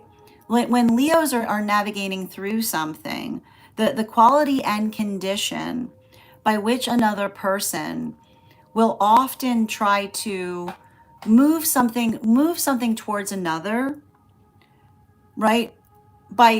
And in the quality by which they try to energetically articulate something about you, they reveal themselves, right? And this is often like this is often what occurs in the context of those with Leonine placements, because you have to understand that the thing is, Leo, the best way I can describe it is there is the quality of the self that we have to effectively bring forward, right? And then there's the quality of who we are within. And what often happens with those with Leo placements is there are those who effectively question the external self. And the pain that happens with those that question the internal self of a Leo is understanding that all of that work, right? That all of that work that one is trying to navigate is just a small fraction, right? It's just a small fraction, right? Like this is often the quality and condition by which Leos often are working through, because it's like Leos are always trying to figure out ways to energetically expand and express upon things. But you have to understand, it's not for the quality and condition upon the self, but understanding, right? Understanding one's own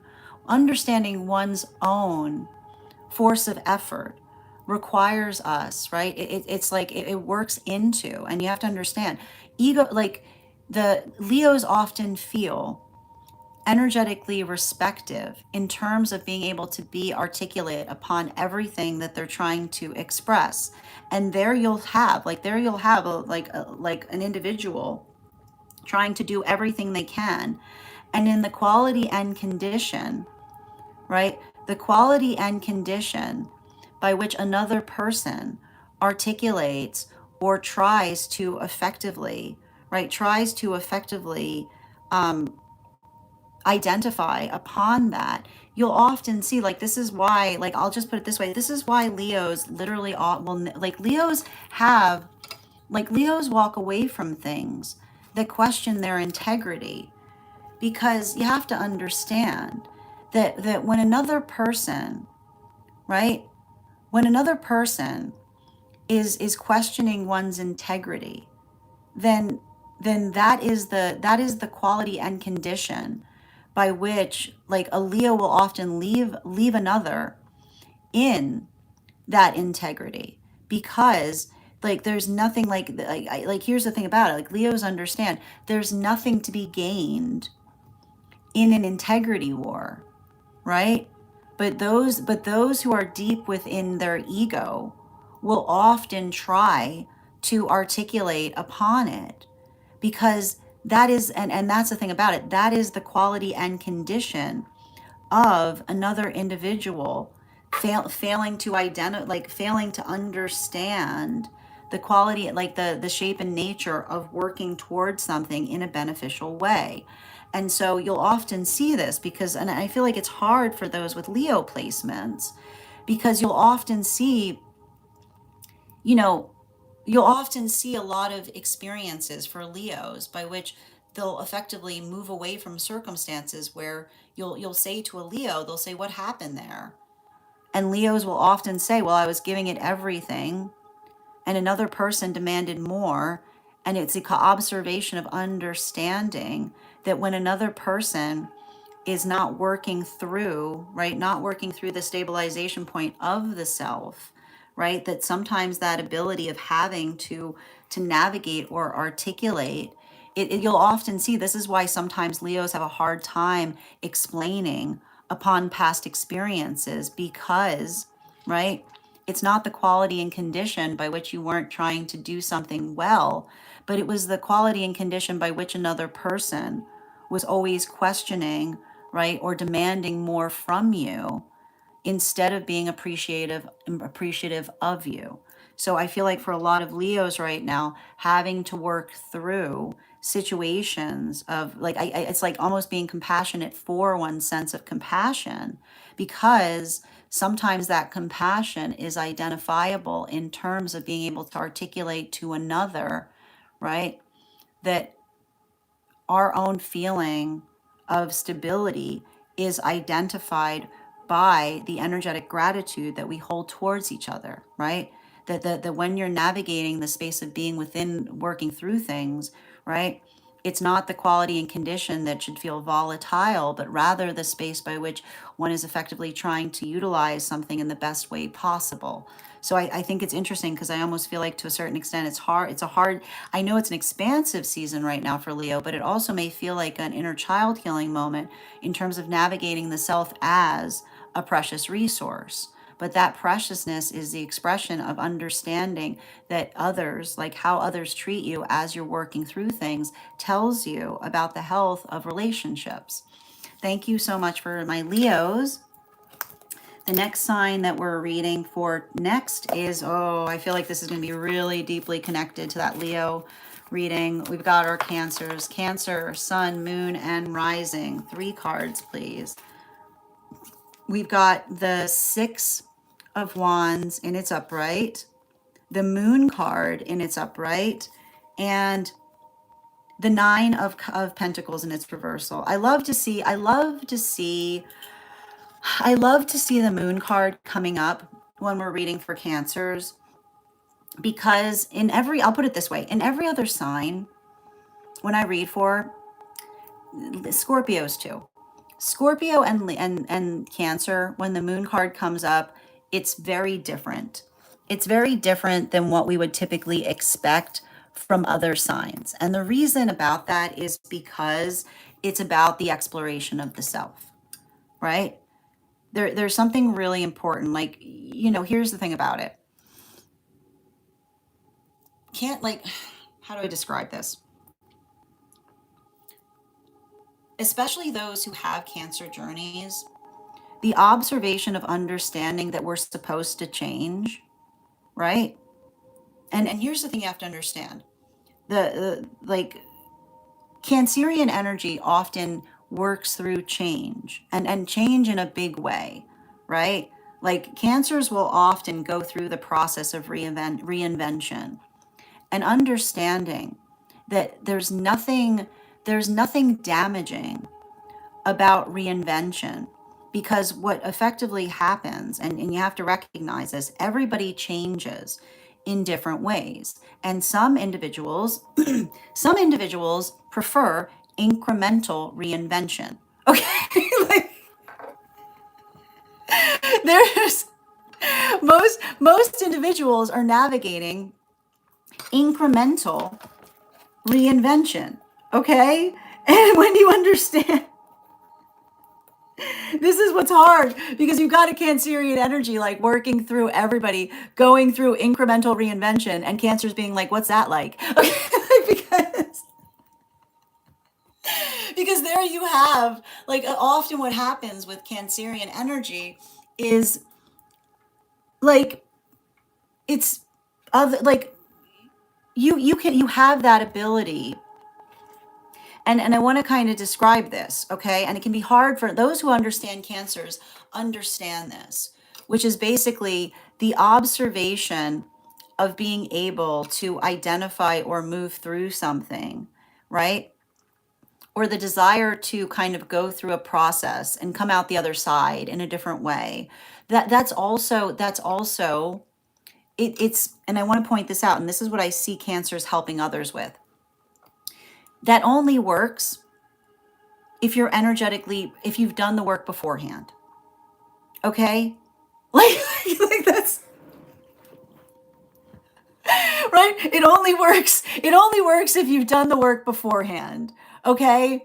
Which says that there are some processes, right? There's some processes that you can go through and you come out the other side entirely changed. But you understand the quality and condition by which what's really happening there are all of the incremental, right? All of the incremental reinventions that allow for that allow for the big energetic reveal, if you will, right? Because that's the difference. And I feel like there's almost something happening right now for Cancerian journeys and others trying to be like, look, I did it too, right? And being like, no, you didn't. And in fact, it's insulting because when you understand the difference, when you understand the difference in relation to another individual building into, right? Building into a deep practice of reinvention, right? Then you understand that the part that you see is only the part that you witness. You only see the part that you witness because there was a lot of energetic and work effort that go into transformational processes. And that's why we're energetically respective in terms of being able to identify, right? When another person sees another individual's reinvention and tries to diminish it in a farcical way, then that's the observation of understanding that never have they experienced anything, right? Because it's the expression or the understanding of navigating another's individual's insecurity, right? By way of their own shallowness, right? And what will you notice with shallow energy? Shallow energy that does not invest in themselves or does not invest in the journey of understanding the self will see another person going through an intense reinvention and will try to diminish it, right?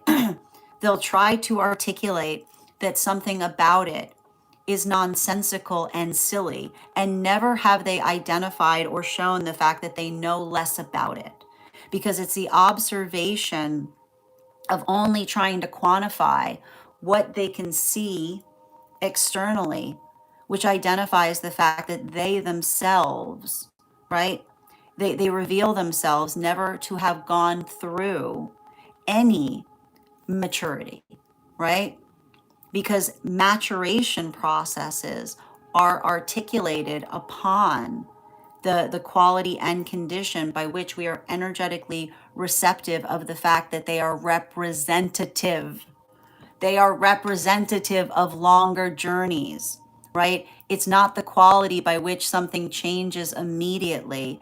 It is the quantification of the representation of it that makes it energetically sacred. Thank you so much to my Cancers. The next sign that we're reading for right now is our Geminis. Gemini, Sun, Moon, and Rising. Woof! Okay. Ta-da! I love the Gemini cards just flying out of the deck. Like, can't even wait. Two and one more. Yeah, but here's the thing. Like, I got to point this out. And I love this about Gemini energy because Gemini energy absolutely, like speaking upon, like here's the thing about Gemini energy, and it has to do with what you can make fun of, right?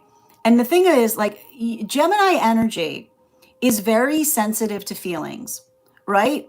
But there is one space by which Geminis feel like they can be unleashed. Okay, I've talked about this with Aries. This is why Aries love finding a real bully, because when an Aries finds a real bully, the Aries is like, finally. Like it's like, because Aries know that they're the strongest energy. So when they find someone that's trying to articulate that they're strong, like Aries are like, oh, this is gonna be great.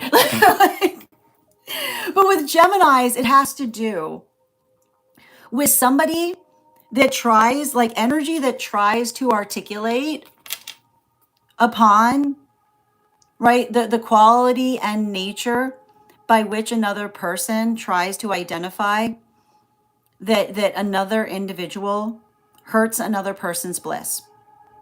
Okay? Because here's the thing about it, every Gemini knows this, all right?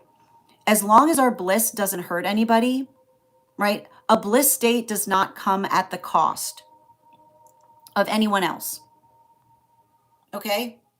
Let's all say it again. One more time. A bliss state does not come at the cost of anyone else, right? And what will you often see, right? You will often see damaged energy. And what is damaged energy always saying? That person, they're accosting my bliss space, right? Like there is the worst energy in the room going, that person right there, they're accosting my bliss space. They're accosting my bliss space because that energy is obsessed with that person, right? There it is. Like this is the equation that the Geminis recognize, right? That a bliss state, a true bliss state, does not hurt any other person, right?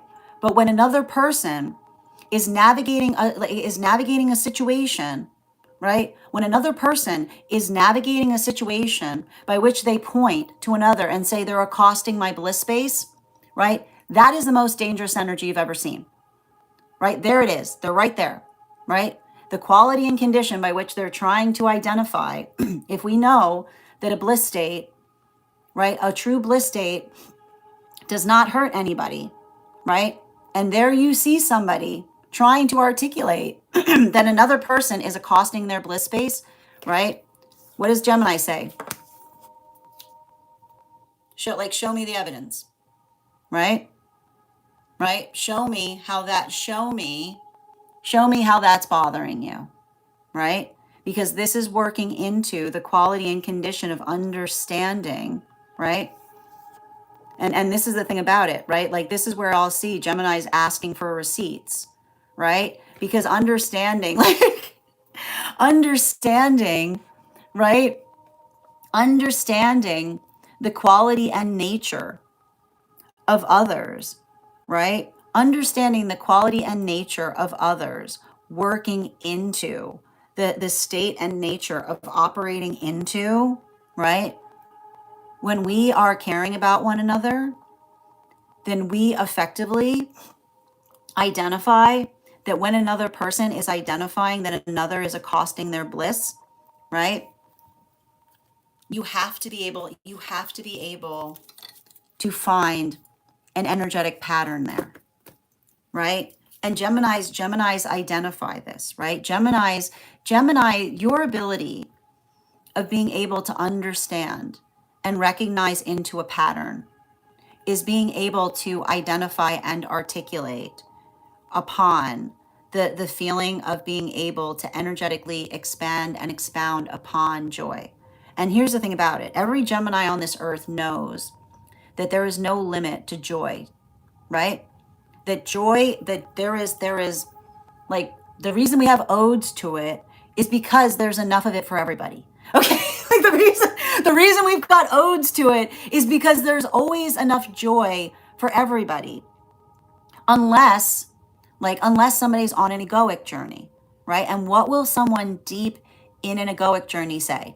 Yeah, seeing that person happy makes me angry, right? Oh my God. Oh, look at them happy. That makes me so angry, right? That is unhealthy.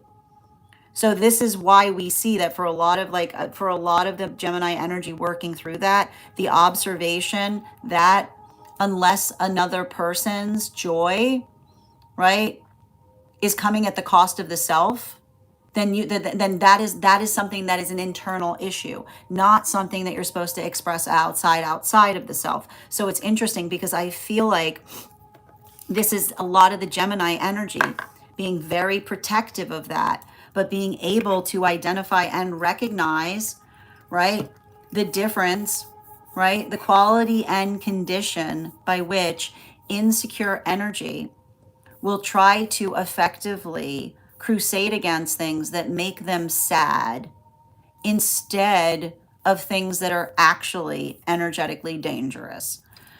Oh, thank you so much to my Geminis. Next sign that we are reading for right now are our Taurus, Sun, Moon, and Rising. 3 cards, please. We've got here the 7 of Wands in its reversal, in combination with our Strength card in its reversal, in combination with the 6 of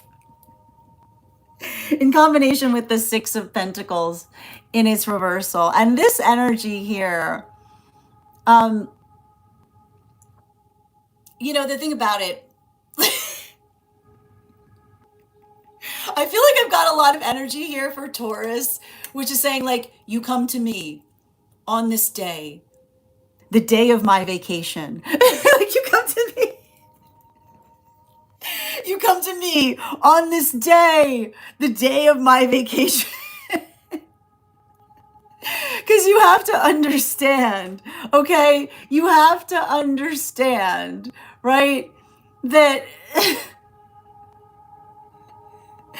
vacation is sacred stuff to a Taurus. But you have to understand, okay? Because here's the thing about it. I know, like, everybody else, they go on vacations willy-nilly. You know what I mean? Like, everybody else, like, everybody else, I know, Taurus looks around to everybody, and everybody looks like a vacation floozy to a Taurus, okay? Like they're just like, because you have to understand that, like, the vacation for Taurus starts, like, ahead of time, right? It's getting themselves into the space by which they're going to allow themselves to relax, which is why, like, to interrupt a Taurus during their vacation is like, it's not the same. It's not the same as other signs, okay? It's not the same as other signs because it takes a lot for a Taurus to unwind. Okay, it takes a lot for a Taurus to unwind. And so the quality and nature by which a Taurus is there, and, like, you catch them in, like literally a Taurus being like, you've interrupted my unwinding. Okay, you've interrupted. So but here's the thing about it. Before, there's something important to identify, okay? For those potentially working through this, I think that I want you to understand that there's something important to identify, particularly in the quality and nature of understanding the shape by which others care, right, is often amplified and articulated by helping others, right? And I want you to understand this. I feel like this is a lot of the energy working into the quality and nature that when we are protective, right? When we are energetically protective of each other's time, like away time, right? Then it is a gift that we give each other, because what we basically say is we say to another person, it's okay to have time for yourself. And I gotta tell you, that's the hard, like, this is really hard right now. Okay, this is a consequence of Pluto going into Aquarius, right? Pluto going into Aquarius can sometimes create feelings, can create a lot of feelings about taking time for ourselves, because Pluto in Aquarius can often feel like there's no off the clock, right? But there should be, because that ability, right? That ability to step away from things, right? That ability to energetically step away from things is energetically healing. So the quality and condition by which we identify, right? And I feel like this is the thing about it. Don't get upset. I know you're already probably upset if this is happening. Okay. Like, get get get get get fluent, right? Don't get upset, get fluent. And what I mean by don't get upset, get fluent is that if you're working through something like that, the ability to articulate and identify why, like why it's important, right? Instead of saying why it bothers you, try talking to another about why it's important to you, right? Because often in the quality and the condition by which we can articulate that, right? We can help another person see, right, how one is able to work through something most effectively. So make sure that you're having those conversations, and make sure that you're not coming from the expression of frustration, but just I keep on hearing like reasserting upon a standard. Thank you so much to our Taurus. Final sign we are reading for today is our Aries. Aries, sun, moon, and rising. 3 cards, please. We've got the 4 of Cups in its reversal, in combination with our 8 of Swords in its upright, in combination with our Queen of Swords in its upright. So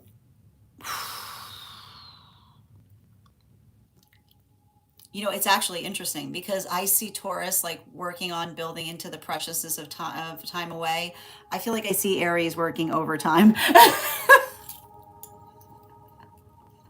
This is some energy, right? Like this is some energy right now.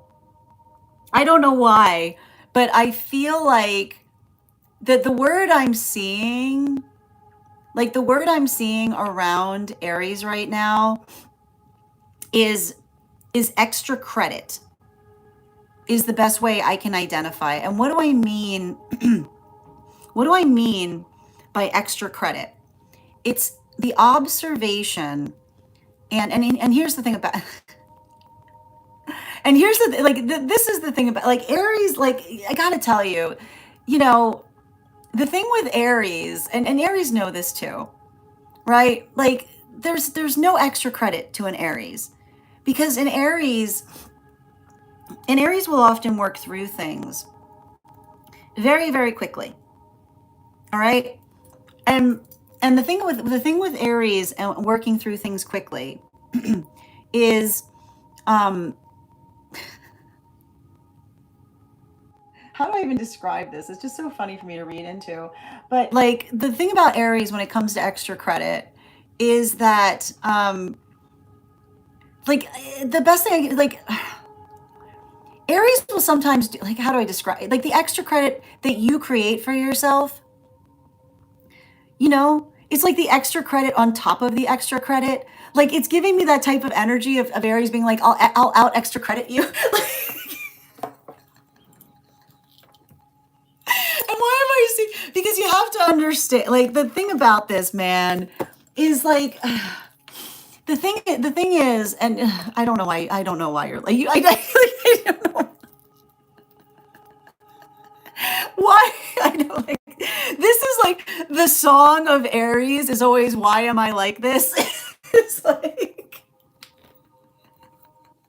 it's like but that's what we adore. But like that's the thing with Aries though, because Aries, like the thing is like, and it's Sagittarius is like this too. I see it often with Sages, which is like once you get an idea in your head, like that's the thing about it's not about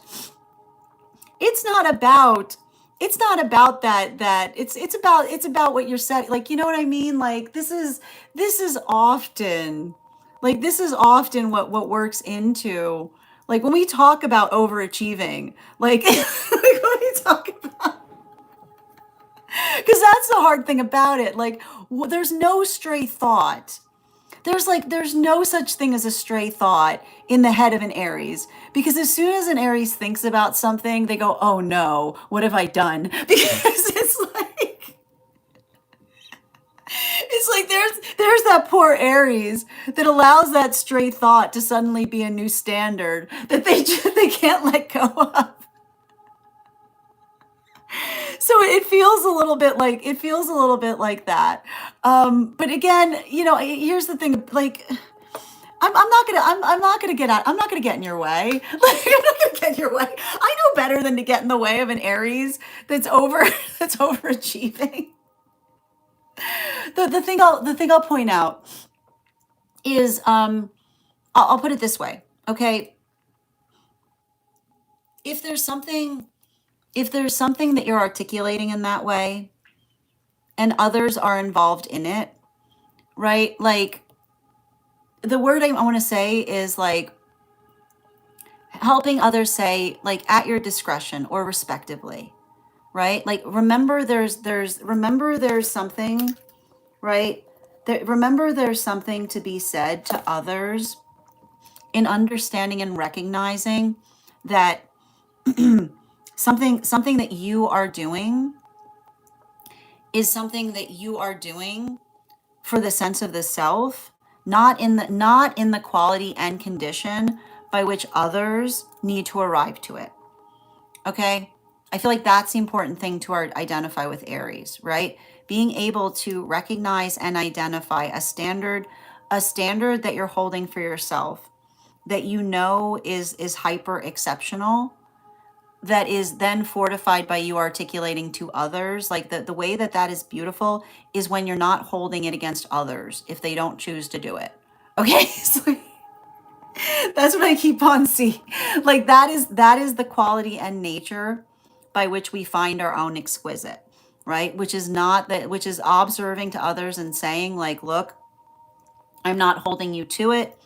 I recognize it's something I hold myself to, and you being energetically receptive of that is you being able to do something in a way that is unique to the self, without others feeling affected by it, right? Like, so I feel like there's something important there, but allowing for that compassion in terms of like allowing for some compassion as it relates to that standard or that precedent that you're setting for yourself. That is our tarot astrology for the week of August 10th. I want to thank you guys so much for being here and receiving these messages. Just a reminder, if you would like to book a private reading with me, it is a 2-step process. You have to book the reading, you have to pay for the reading. Please make sure you do both if you'd like to have that reading. Most importantly, please remember that I will never, ever, ever, ever, ever, ever, ever, ever, ever reach out to you for a private reading. I will never DM you. I will never PM you. I will never slide into your inbox and tell you that I have a very important message that only I can deliver. The only way you can book a reading with me is if you book one on my site. So I would encourage you to do it there. A couple of updates before we move into personal readings. First and foremost, thank you to everyone who participated in our recent class on the 2 cards of the Minor Arcana. Our next class will be held on Friday, August 14th at 5:30 p.m. PST, 8:30 p.m. Eastern. We will be continuing our studies into the tarot with a focus on the 3 cards of the Minor Arcana. If you would like to become a part of that tarot class program, all you need to do is head on over to my stack and become a paid subscriber. Your paid subscription to my stack is your ticket of entry into our live classes each and every month. You will also, as a paid monthly subscriber, have access to over 9 hours worth of material in the Tarot Church Library class archive. Now, please keep in mind, it's not necessary to catch up. I'll be giving you an update on everything we've studied prior to beginning that next class, but the material is there for you to receive as you're ready to receive it. You'll also have access to a one-on-one chat with me and the other students to ask any questions they may have in relation to anything we've learned and studied thus far. And if you become a founding member, not only will you receive a discount on the full year's worth of classes, you'll also have access to over 20 hours worth of material in the Tarot Church Library class archive. One of the things I've tried to do in these classes was make them accessible to the absolute novice tarot reader as well as the seasoned reader. There's definitely something there for everyone. Don't let your lack of experience or your robust experience prevent you from joining us in these classes. And even if you don't become a paid subscriber to my stack, I would encourage you to follow me there to stay up to date on any new offerings or services. I also post my weekly newsletter there, which will let you know about my in-person events as well as my online live schedule and my mystic meditation articles, which give you updates on everything we've been seeing astrologically in the cards based on the lunar cycles. I just wrote one recently on the full moon that we've navigated. I'll have one out shortly on this new moon that we've got coming up. Finally, I want to let you guys know that on top of my standard life path readings, I also offer mentorship classes. These are for any of my students seeking a more personalized educational experience with me. I take a very limited number of students for this reason, as those classes are focused on each individual's personal spiritual goals and journey work. Those classes can be purchased on an individual level or as a monthly class series, weekly or bi-weekly, as your schedule permits, so that you can stay more consistent on your journey, as well as my dream interpretation readings, which you can purchase per dream or as a series. If you purchase a series, I would encourage you to start to keep a dream journal, as we will meet weekly or bi-weekly with that journal and utilize the tarot to understand the key themes and messages coming towards you in the dream space. I want to thank you guys so much for being here today and sharing in these messages, and we will do this again tomorrow. That is our daily collective read. We are going to get started on personal readings. Congratulations to Nicole. You got our highest gifter. You will have an additional, you will have a free reading today. And Minnie, you came in second. You will have an additional card in your reading. If anybody else wants to get on the list for today, the list is open. You will be the second person read for. It is 3 cards for a donation of $29 or more. 4 cards for a donation of $23 or more for my subscribers, links in my bio. Please keep in mind there are 3 things I do not read for across these apps: pregnancy, medical, and legal. Happy to give insight on anything in private readings, and you can book private readings on my site. If you're on the hold list and would like to be added back to the list, I just need to know the date that you were added to the hold list. I'll be happy to add you back as well. I'm also going to take a moment to read over some of the comments that came through as it was reading. We're also doing a giveaway when we get to 50K likes. I'll be gifting a reading back to the collective. We are already at 11.8K, so make sure you're tapping that screen. We'll get to 50K in no time. Excellent.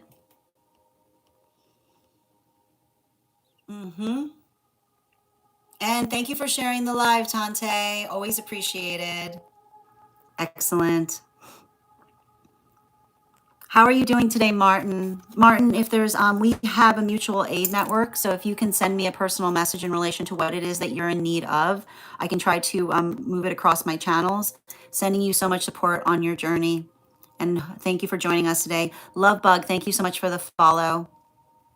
Excellent. How you doing today, Yaz? Good to see you, Nikki. Thank you, Lisa, for the follow, and thank you for those gifts. Absolutely. How you doing today, Angie? And Divinely, thank you for the follow. Thank you as well, Yaz. Good to see you. Kay, how are you, my dear? It's so good to see you. I hope you're well. Oh, I like it. Oh, Yaz, really? Oh my God, that's so wild. Good to see you, dear. Excellent. Adam, thank you for those gifts. Appreciate you. How you doing today, Nambuere? Welcome. Sending you so much support, Minnie. Absolutely. Authenticity is a gift because we work to energetically protect it. Tap to claim, Yaz. Absolutely. And Annie, thank you for those heart me's. Every time you stop here, it's a perfect moment. I'm so glad that something you need is being found here. So good to see you, dear. I hope you've been well. Absolutely. How you doing, Nikki? I know. Absolutely. And thank you, Justice, for those gifts. Appreciate it. Thank you for sharing the live, Nikki. Good to see you today. We did all the signs, Annie. If you missed any of them, they will be up right now over on the place where we keep the videos. They'll also be up shortly over on the stack. Absolutely. One moment. Excellent. And thank you, Dada, for sharing the live. Always appreciate when you guys share the live. Thank you as well for the receiving this message, Nicole. Good to see you today. The list is open if you'd like to get on it. And you are on the list because you got the highest gifter. Absolutely. And thank you for sharing the live, dear. Oh, thank you as well. We do value our time off. Absolutely. I can totally see that. Lyd, thank you for the follow as well. To ask, if you have any questions, you can feel free to ask them, NS. But if you would like cards pulled, it's 3 cards for 29 or more for those who are non-paid members. Absolutely. Excellent. How you doing today, Anne? One moment. Excellent.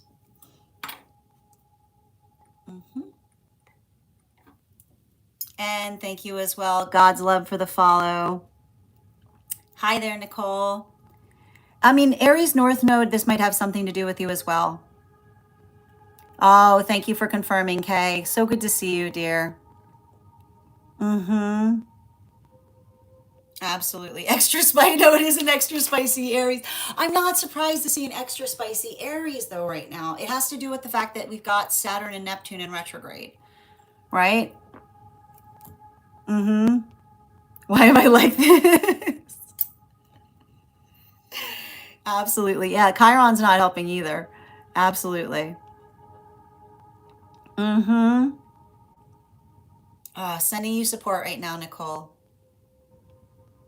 Listen, you don't need to listen. You do not need to apologize in taking time for yourself.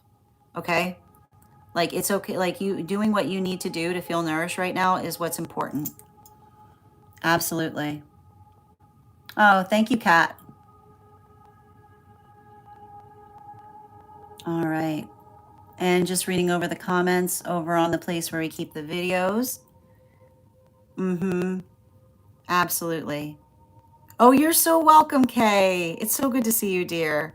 Absolutely. Mm-hmm. I feel like we've been seeing, like, the thing about it is I feel like it's a combination force that we're experiencing right now in terms of navigating through both Neptune and Saturn in retrograde in Aries. It's gonna do some weird things to our sleep. Yeah. Like and it could also create, like, it's sometimes it's working through potential drowsiness at like odd times is the best way I can describe it. Yeah. Mm-hmm. And Liege, thank you for the follow, dear. Absolutely.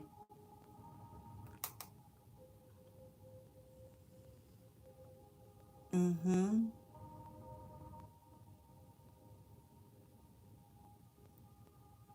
How you doing today, Anne? Yes, we did all of the signs, Miss. If you missed any of them, they should be available if you go back on the video for the on the place where we keep the videos. They're also available as a VCast right now on Stack, and it'll be available as a podcast over on Spot. I hope that helps. Hi there, how you doing, Notorious? Welcome from Bangladesh, Robin. Absolutely. How you doing today, Maggie? Mm, absolutely. Hi there, Daniela. I'm very much looking forward to it. Absolutely. Oh, welcome, Ben. Last week you said patient. I understand, dear. Okay. We can definitely address it when it's time for the one cards, Daniela, but I hope that something that you're receiving here is helping you through your journey. Absolutely. You're welcome, dear. Excellent. And thank you for sharing the live, Chris. Yeah, Saturn and Neptune are both retrograding right now in Aries, and Chiron's retrograding right now in Taurus. Mm-hmm. I need to know more about the situation, Chris, in order to ascertain that. I mean, we could always get into it if you wanted to get a reading. I hope that helps. All right, we are going to get started for those who are on the list for readings. The next person we are reading for right now is Nicole. Nicole, if you're here, can you respond in all caps? Let me know if you'd like a general reading or if you have a specific question you'd like me to answer. And if anybody else would like to get on the list right now, it's a great time to get on the list. You'll be the second person read for. It's 3 cards for a donation of 29 or more. 4 cards for a donation of 23 or more for my subscribers. Links in my bio. Please keep in mind there are 3 things I do not read for across these apps: pregnancy, medical, and legal. Happy to give insight on anything in private readings, and you can book private readings on my site. We're also doing a giveaway today on the Clock app when we get to 50K likes. We are already at 12.6, so make sure you're tapping that screen. We'll get to 50K in no time. And before we get started, and for those who are joining us over on the place where we keep the videos, you can also get on the list today via the same methods that I articulated. And if you do so, if you become a paid member, not only do you get that discount in terms of readings, but you also have a free 1 card each day as well. Welcome from Ireland. Hope you're having a beautiful day. Excellent. And before we continue with Nicole's reading, let's warm up those intuition muscles with an intuition check. I've got the animal oracle cards here. We're going to count back from 10, and when we get to 1, I will reveal the card. 10, 9, 8, 7, 6, 5, 4, 3, 2, 1. We got the boar. We'll do that again after the next reading. And I'm going to pin you up here, Nicole. Guys, make sure to give Nicole some love. Can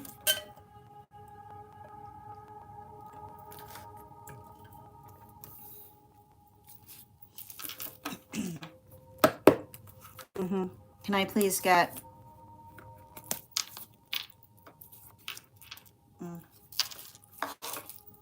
And 2 more, please.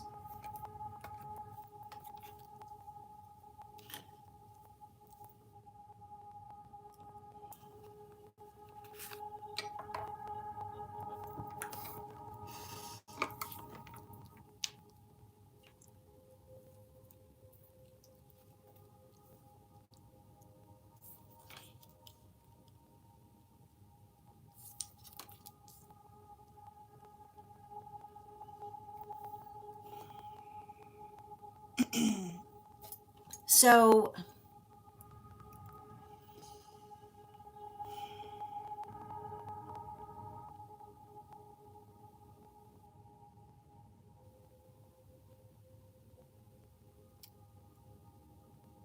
I feel like what I'm identifying here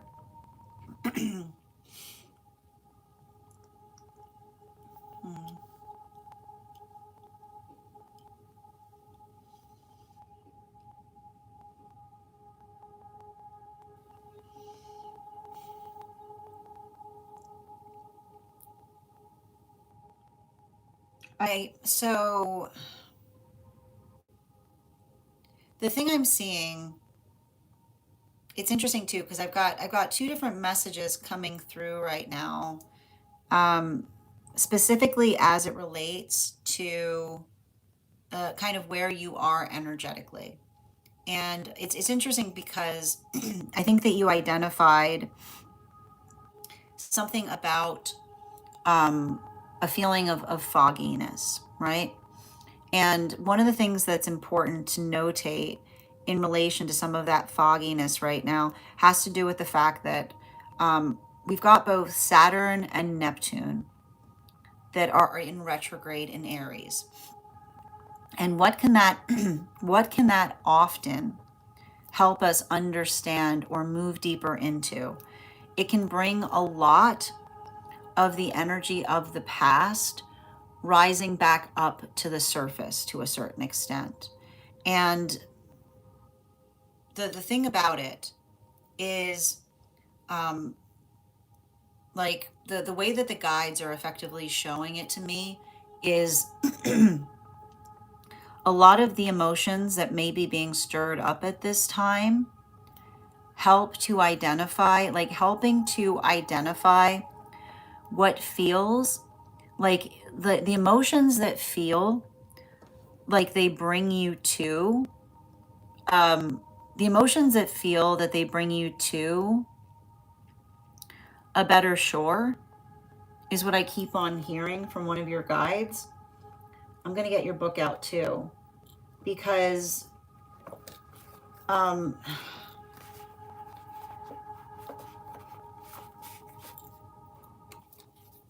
like pay, like it's basically articulating in terms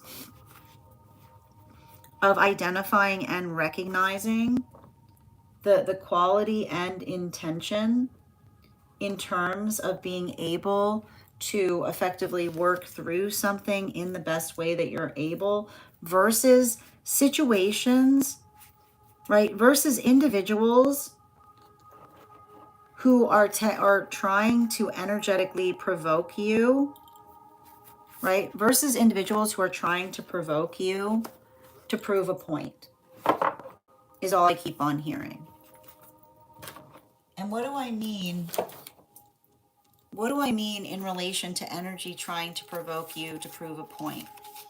Which is, and I feel like this is difficult because I want to point this out, because your guides are effectively showing me circumstances or situations that you're effectively having to navigate with a sense of profound patience, and compassion. I'm going to pull out another book for you, because you've got another, everybody's getting new books right now, so you've got another book here.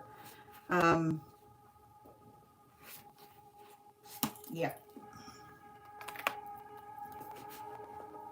Mm-hmm. And let me just make a note here. Let me just get this book ready for you as we're reading into it.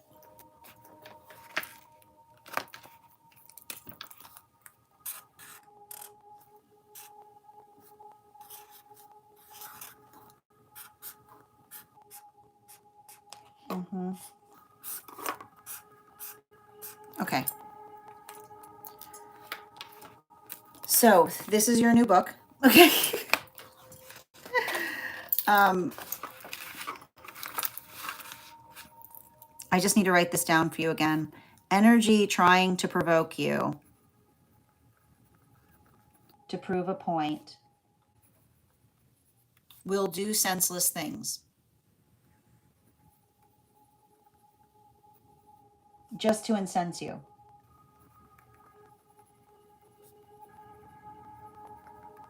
I feel like you need to write that down.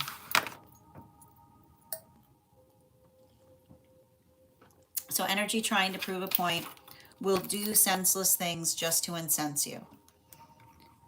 Because what happens in the space by which you allow it to incense you, right? It's saying, like, once you're incensed, then you go, what am I doing? Right? Like the incensing that then creates the energetic fog, and being like, what was I doing before I got incensed? Right? What was I doing before I got incensed?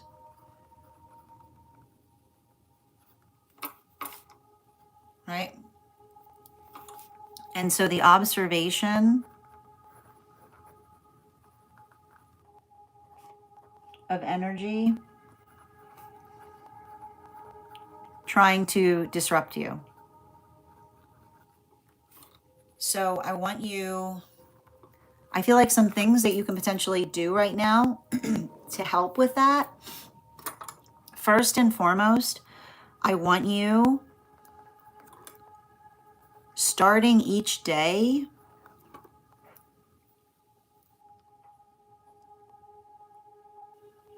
I want you to start each day with an attunement meditation, or one of your guides does, is because but what they're effectively identifying is an attunement meditation is being able to sit in a point of silence to identify the energy that you want to feel throughout the day, right? like just 5 minutes, 5 minutes in the morning, right? An attunement meditation, which is you being able to identify or feel the way that you're hoping to feel throughout the day. And then try to maintain that, right? And the reason is, and I'm going to tell you right now, it's not, I want you to be prepared. Be prepared for the fact that you won't be able to. Okay? I don't want you upset at yourself if you aren't able to. I want you to recognize and identify. I want you to recognize and identify the quality and condition of being able to navigate, right? Circumstances or situations that I'm getting, circumstances or situations that intentionally or not accidentally interrupt your flow state.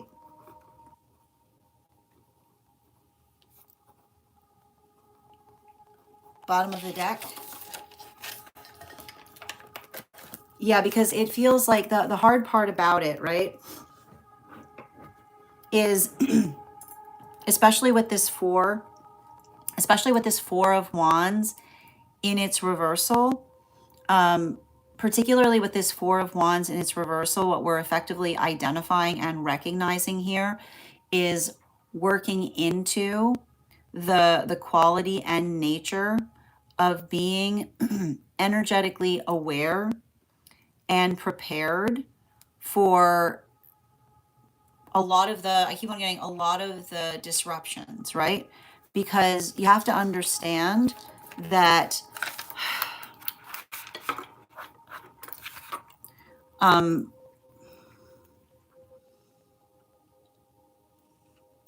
when another person, like when another person is not being holding you sacredly, then they're going to build satisfaction in the fact that they can generate feelings in you, be them positive or negative. So your ability to effectively observe and try to maintain a harmonious state, I feel like there's almost an opportunity here in this energy to help you see what is moving beneficially in that direction versus what feels oppositional to it.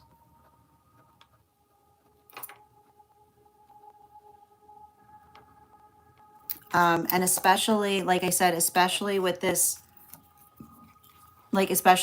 Four of Wands and its reversal, it's a continuation of the guide saying we can't necessarily navigate what we can expect, but we can navigate how we're effectively going to arrive to address it, right?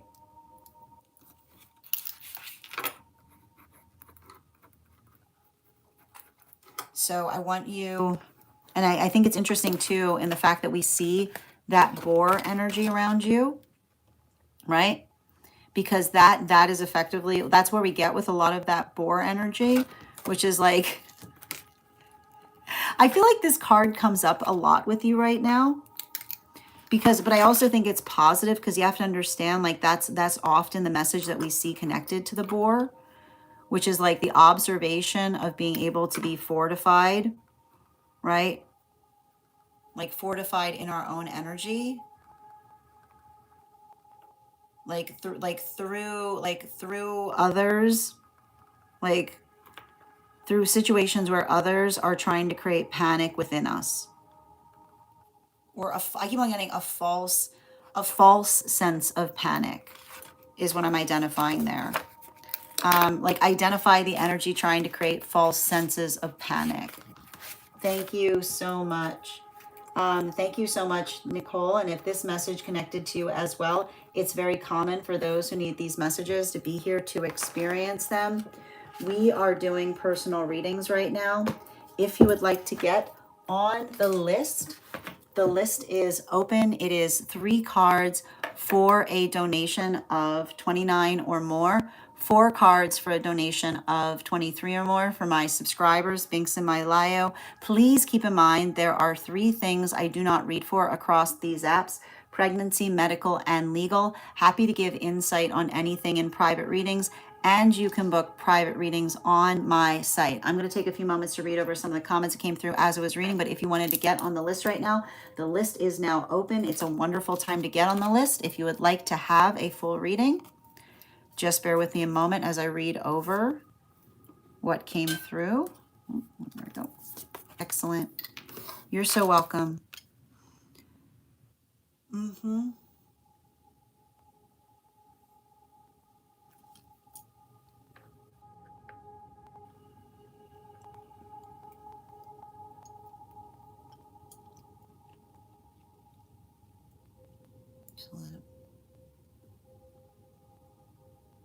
Absolutely. May, Kay, you got it. Oh my gosh, that's wild. Well done. I'm just seeing that now. Well done, Kay. Amazing. Oh, that's great. Donovan, thank you so much for the follow. Absolutely. And thank you, I am, for the follow.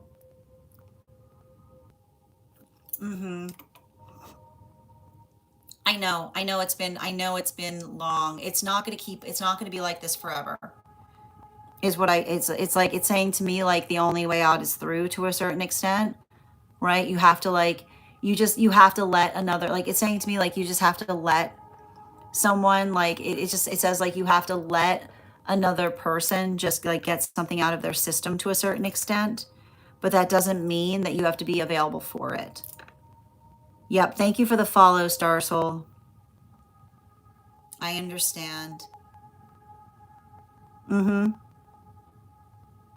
Absolutely. Yep, sending you so much support. I know it's, yeah, allow this to help you with it though.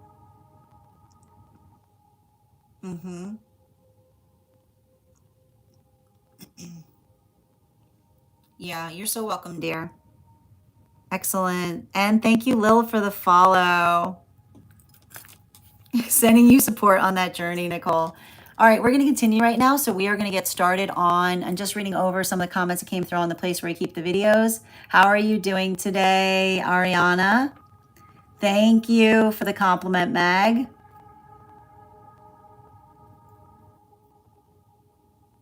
I need to point out, Kim, it's not polite to refer to someone in the third person when we're here working in like present. So just be conscientious of that. Absolutely. How you doing today? Oh, I appreciate that, Daniela. It's something I haven't, I think the way we can do it is if when we're doing the daily collective, if you want to give gifts, I will compare the gifts that I'm receiving on the place where we keep the videos to those who are also giving on the place where we keep the over on the clock app as well. I'm sure we can identify that. Absolutely. Yes, the list is open, Nikki, if you'd like to get on the list. Absolutely. And Nikki, thank you for getting on the list. You're the next person we'll be reading for today. Nikki, if you could let me know if we're doing a general reading or if you have a specific question you'd like me to answer. And if anybody else would like to get on the list right now, you will also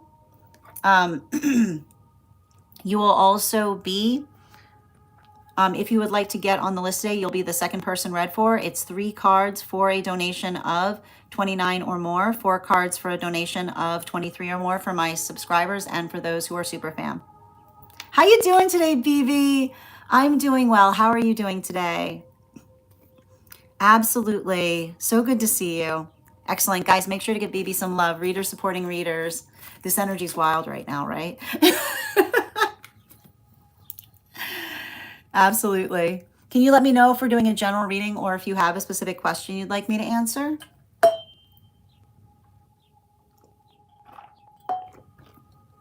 Excellent.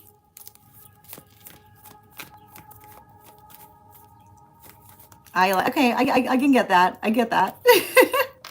While we wait for BB's question, let's warm up those intuition muscles with an intuition check.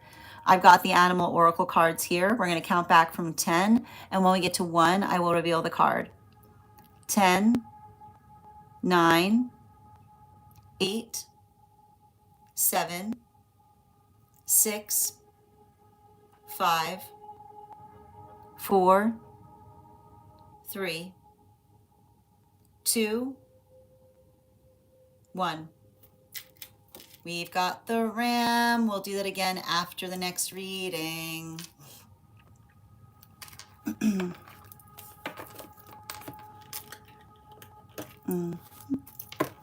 I please get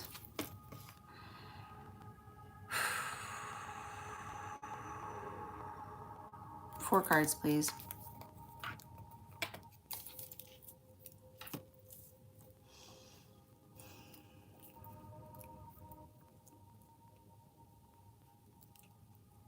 Mm-hmm.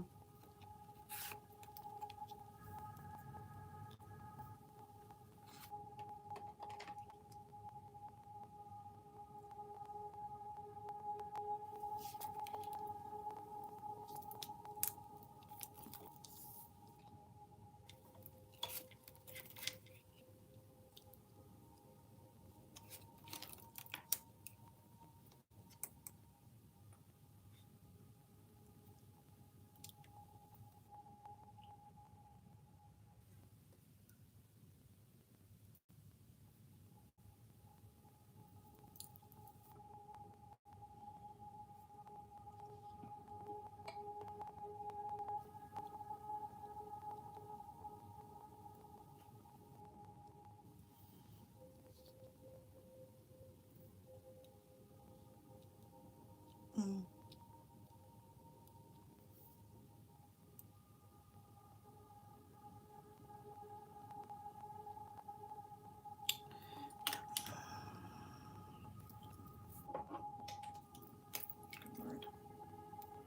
Mm-hmm.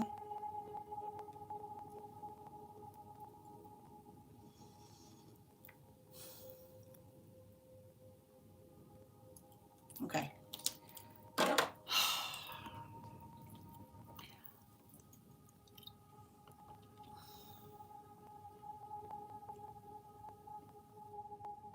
All right, I've got a bunch of messages for you. Hold on a minute.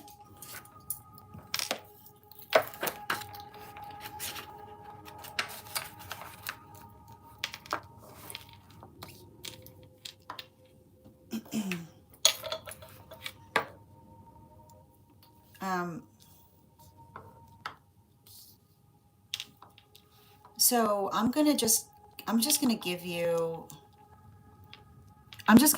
what's coming through, because a lot of it feels like it's coming through directly, directly through a guide. And the message, hold on. Mm-hmm. Oh man.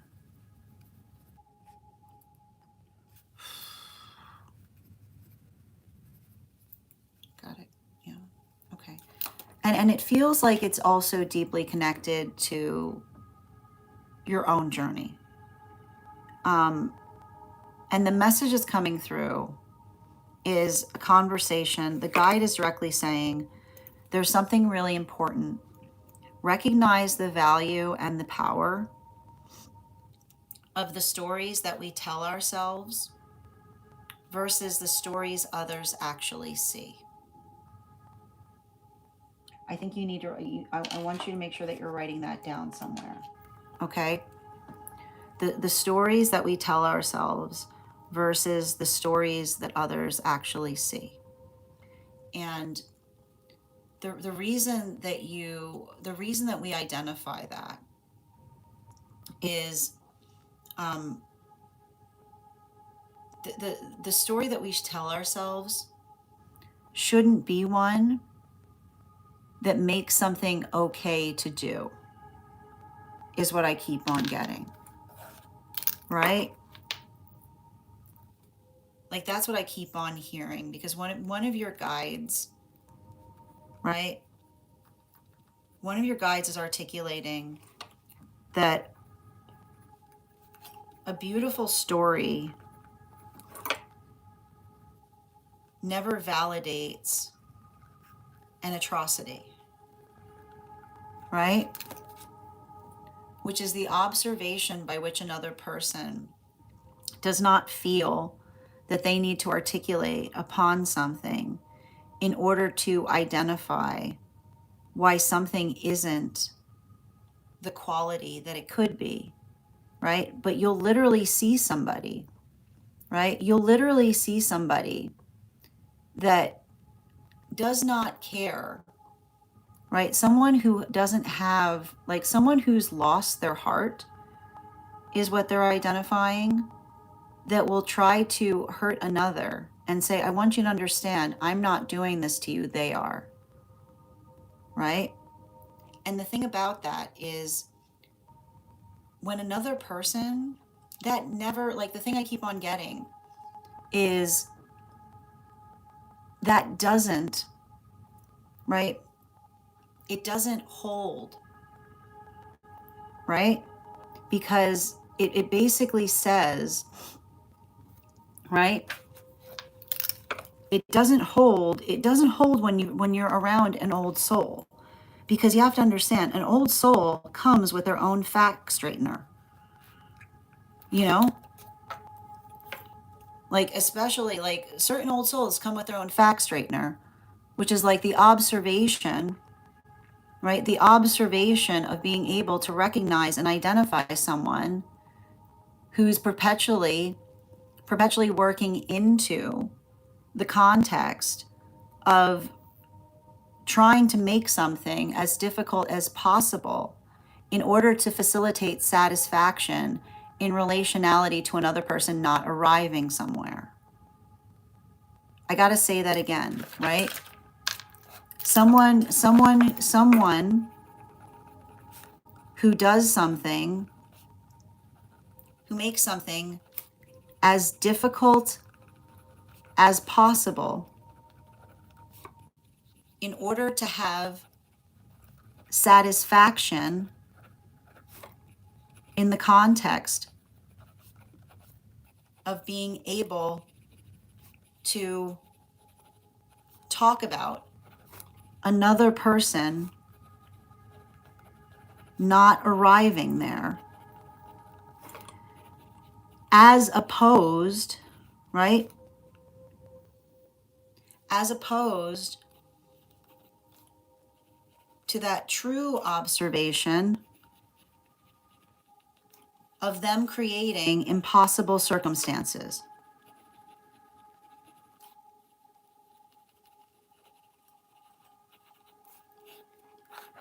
And I just keep on getting the same, message coming through, which is, it's already failed. Right? It's already, and the reason it's already failed is because I've got a guide articulating upon the fact that it has, because someone does not recognize that another energy is already fully conscious and aware.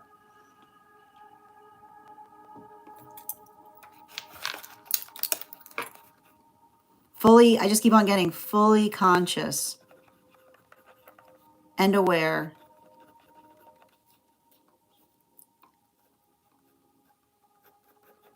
and has been listening this whole time.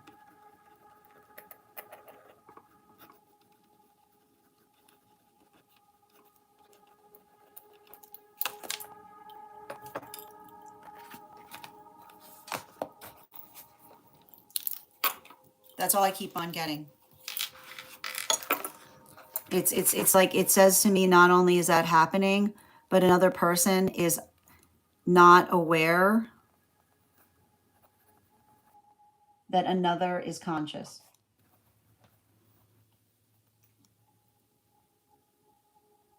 Like, they just keep on going like this.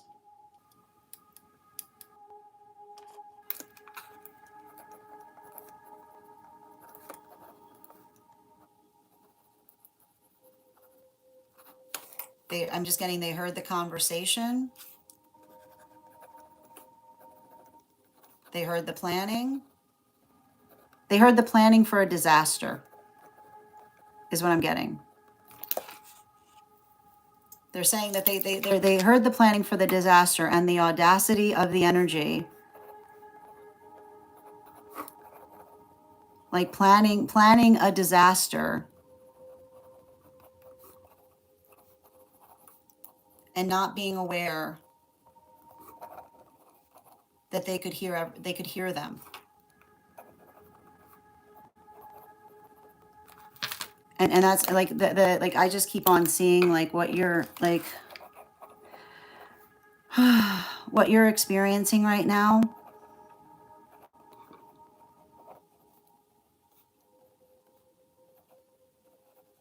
is going to be healed. And I feel like it's just like I need to point out, I feel like I see somebody that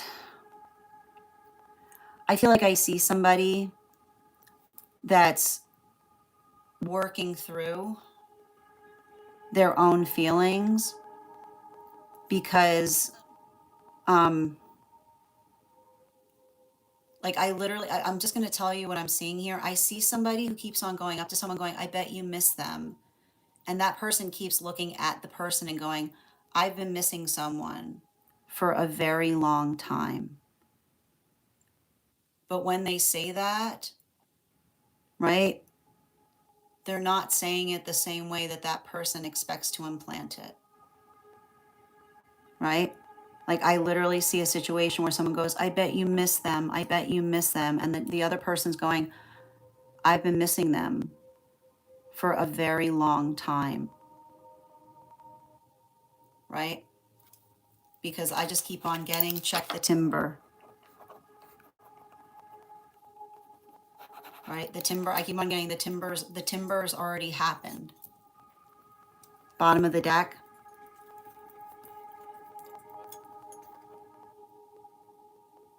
You keep, right? Bottom of the deck. Eight of it.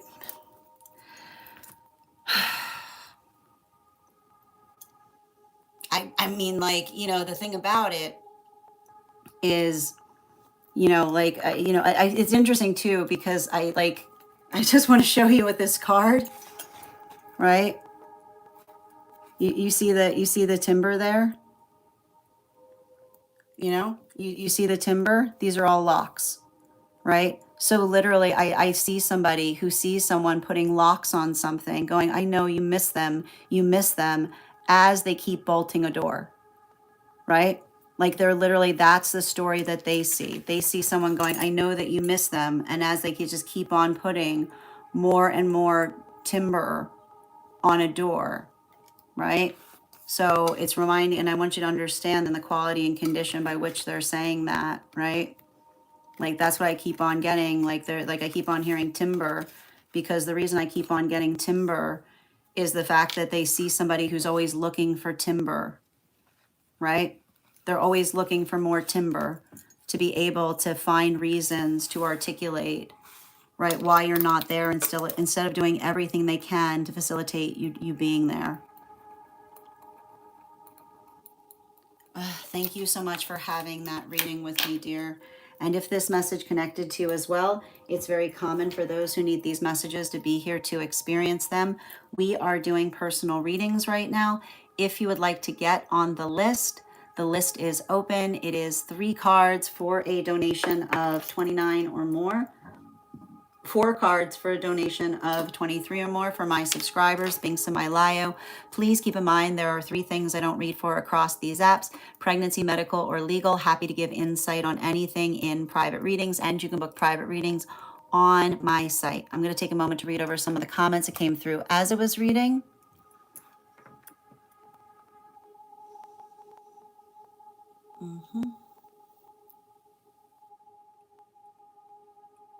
And thank you, Barry, for sharing the live. Always appreciate when you guys share the live. You've got a guide. You've got a guide that's moving back and forth between you. You guys, you both share a guide which is why that guide I was seeing was telling you that they've got an eye on something. How you doing today, Laurel? Good to see you as well, dear. Yep.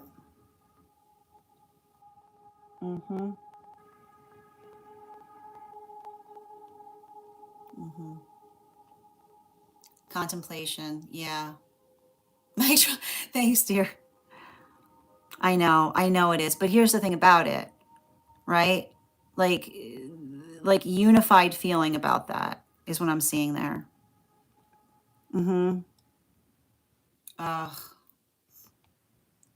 absolutely. Ugh, I'm sending you so much support on that journey, dear. Thank you, and sending you support as well if you are also connected to that message, Mighty. I get it, but the thing about, like, I can see, like, I need to point out, like, you know, the significance, right? Like the significance of the word timber there is like it's understanding and recognizing, right? Like it's saying to me, like it's saying that what another person's trying to do is not coming through the way that they expect, you know? Mm-hmm. And thank you, Dee, for the follow. How you doing today, Laurel? And Ron, thank you for the follow as well. Excellent. Mm-hmm.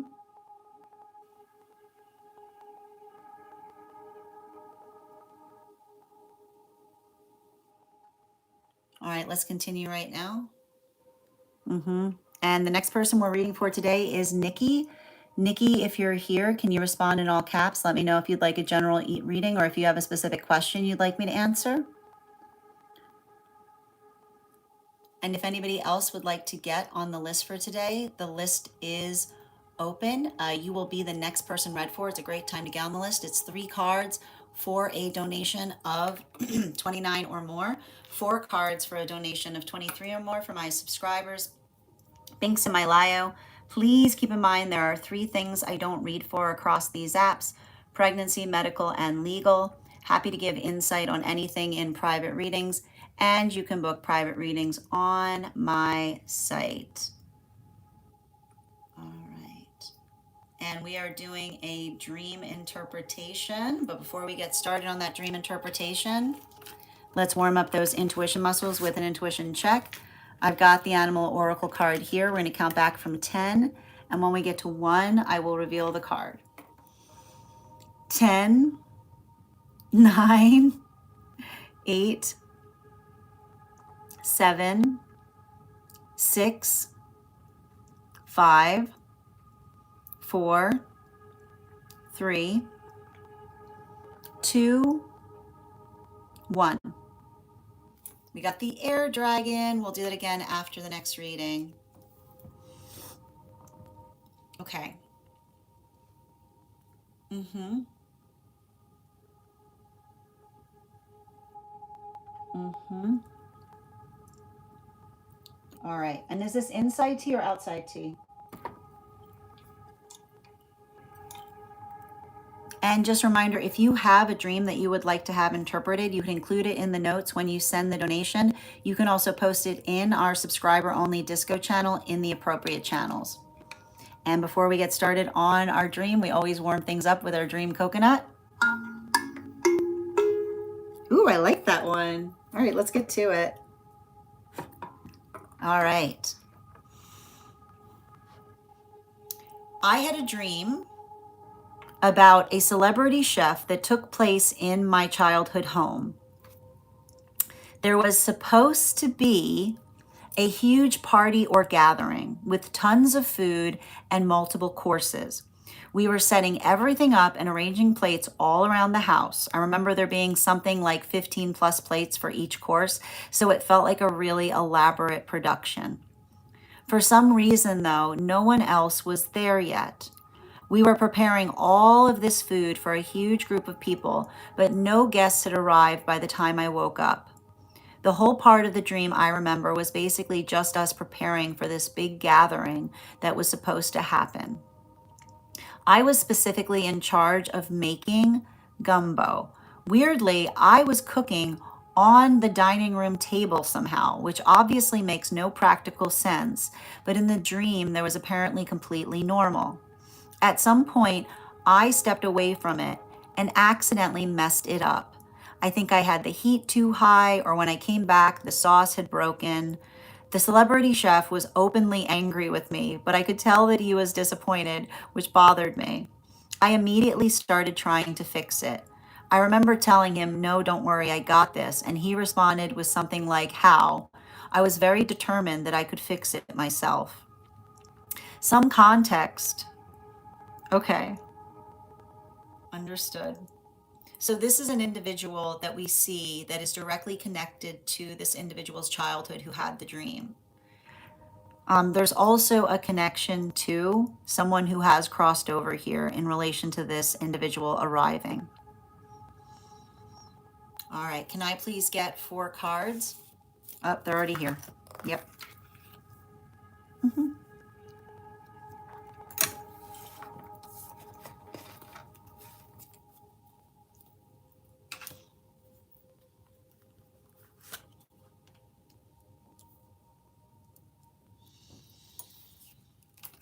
Yep. Okay. So, the dream is working through, it's a shadow work dream.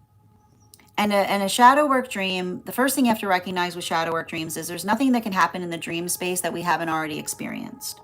So what we're seeing right now is we're seeing a guide arriving to you in the form of an individual that you effectively have a lot of respect for, because in the quality and condition by which the guide is arriving towards you for someone who you have respect for, then it's the observation and the understanding of how we navigate what feels helpful versus what feels energetically damaging. So what do we identify that's happening here? There's a big situation, right? A lot of moving pieces, a lot of possibility that's happening that is identified, by which you identify the fact that you said there was going to be this huge party with lots and lots of courses. And it's really important because you keep on saying in the dream space, we, right? You said you're setting things up, arranging plates, you being letting like 15 or many plates, and you felt like it was a really elaborate production. But for some reason, there was no one else was there yet. You said we were preparing all of this food for a huge group of people. No guests arrived by the time you woke up. I also need to point out who else was there. I need to point out you identified the fact. You kept on saying we, right? But it wasn't we. It was just you and your guide, which is basically working into the context of you doing and facilitating upon everything. So let's continue with that observation.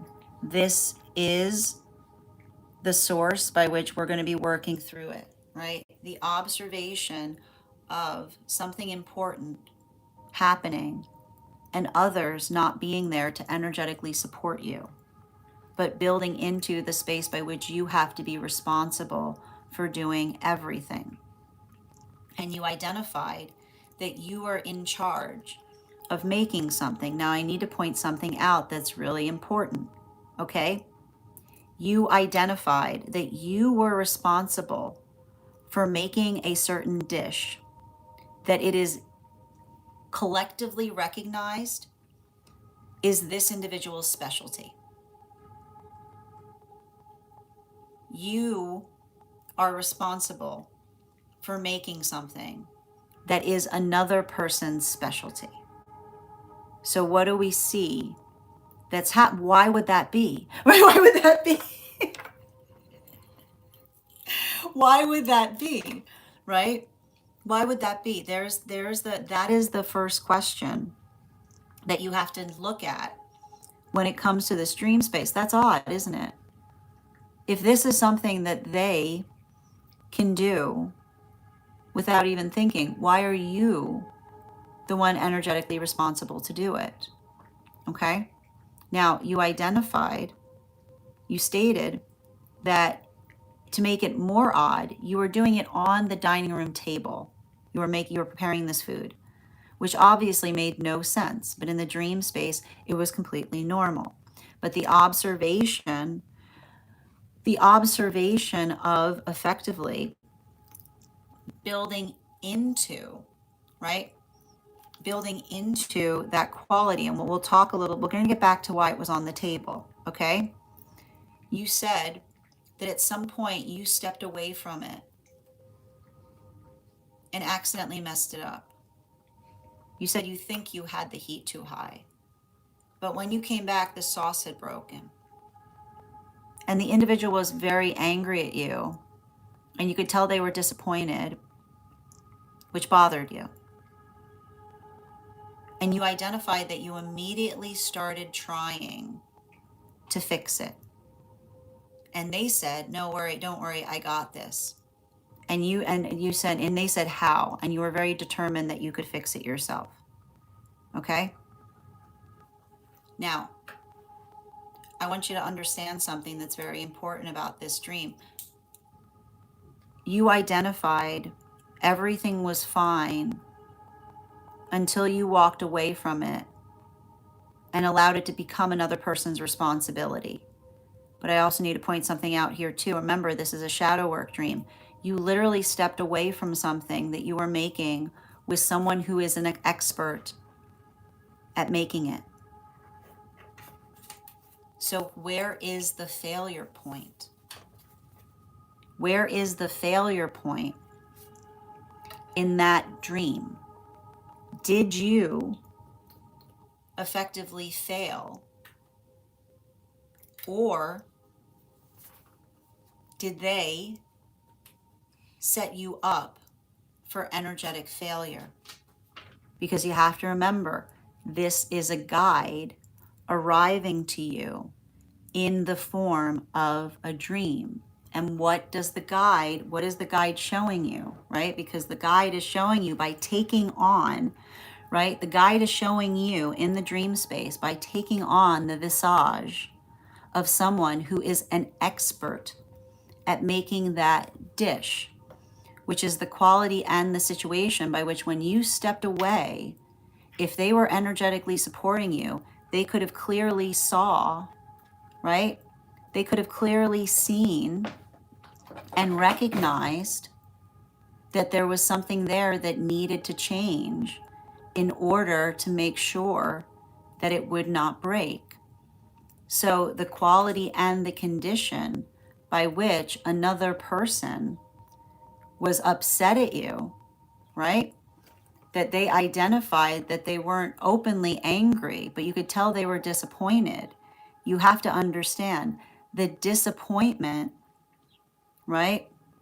The disappointment that you are identifying there, the disappointment that you are identifying was the quality and the condition by which you put too much of the sense of self, you put too much of the anxiety on the self in the assumption that you did something wrong, instead of doing what the guide was basically trying to articulate to you, which is saying you should be in a space by which others are energetically supporting you, not just standing on the sidelines, perfectly aware as to what you need in order to do something well, right?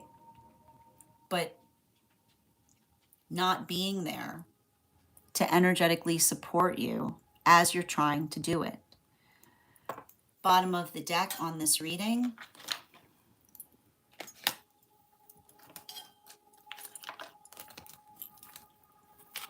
The Magician energy, right? Now, this dream, you are extremely good at doing things, but you have to understand there are limits to what you can do without energy around you helping you to do something incredibly. You kept on articulating in the dream the we, right? But it was a royal we, right? It was a royal we because who was there? Who was there energetically helping you to prepare beyond the self and the guide, right? Beyond the self and the guide, which was the standard that you were holding to yourself to, right? So that is you, that is the guides that are trying to show you that you hold yourself to unbelievably high standards, right? And what's further about that is the unbelievably high standards that you hold for yourself, right? The quality and condition you need to be around others who hold themselves to the same standard, right? Because when you're working into the observation and the context of identifying and recognizing what feels energetically supportive, the ability to effectively identify and articulate upon being able to build into what would actually be mutually supportive is the quality and condition by which individuals wouldn't just be there, wouldn't just be arriving to enjoy what it is that you're creating, but would be there to effectively help you every step in the way to be able to effectively do something as beautifully as you possibly can. So that observation of being able to heal, right? The reason, right? The reason the guide was looking at you with disappointment was remembering, right? Trusting, right? Trusting your ability to energetically cook, right? You know how to cook, right? You know how to cook, but what did you say? I must have done something wrong, right? But not the quality and condition by which you recognize, right? The quality and condition by which you recognize that if you're doing something exceptional, you should have energy around you that is helping, right? That is helping to make that incredible, not the quality and condition by which when something goes wrong, right? Others potentially try to give you trauma in by identifying the fact that you disappointed them, rather than recognizing that some individuals, right? Some individuals that identify disappointment have been the force that's been disappointing the self all along, right? It's the quality and the condition of saying, where does the disappointment come from? Does the disappointment has to come from the observation of what is energetically achievable, but further, the understanding of situations that shouldn't require you to do, like, shouldn't require you to have to do the impossible in order to energetically satisfy another. So this is being able to understand the disappointment that your guides were articulating in the dream spaces. Can you recognize how exceptional you are, right?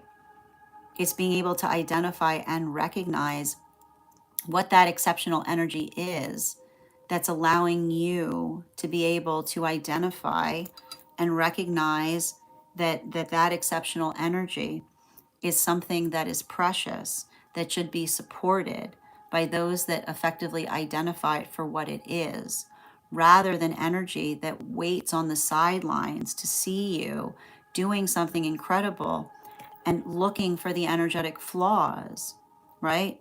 What about those other 15 dishes, right?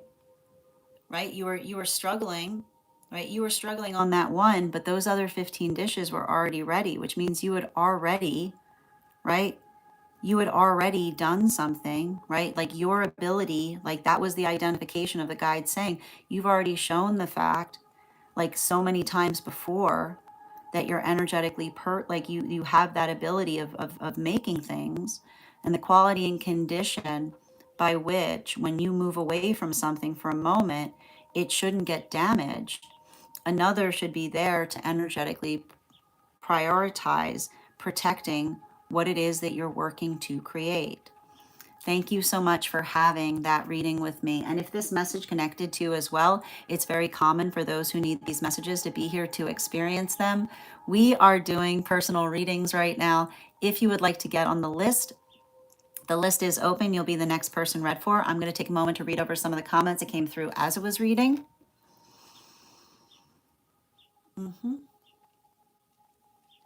Absolutely. Excellent. How you doing today, Laurel? And Ron, thank you for the follow. You don't have to apologize for the length of it. The dream is as long as the dream needs to be. It was beautiful. Thank you for sharing it. That's why they weren't angry. They were disappointed, right? Because they were disappointed because you immediately, right? You immediately identified, right? You weren't the one they were disappointed in, right? You weren't the one that they were disappointed in. Thank you, Fred, for the follow.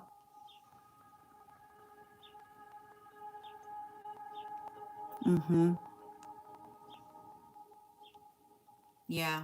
And thank you, Sacred, for the follow.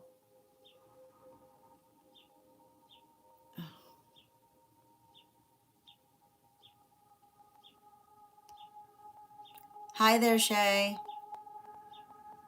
Thank you for the follow. All right, my friends. We are going to be moving into one card readings right now for superfams and paid members. So if you are a superfam or a paid member, you can go ahead and put your question in the comments. If you would like to become a superfam or a paid member, you can have your one. You are entitled to one card reading. Absolutely welcome.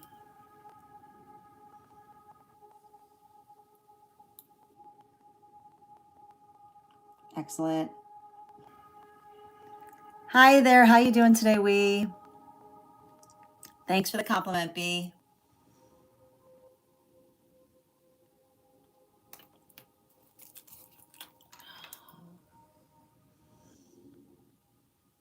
One moment.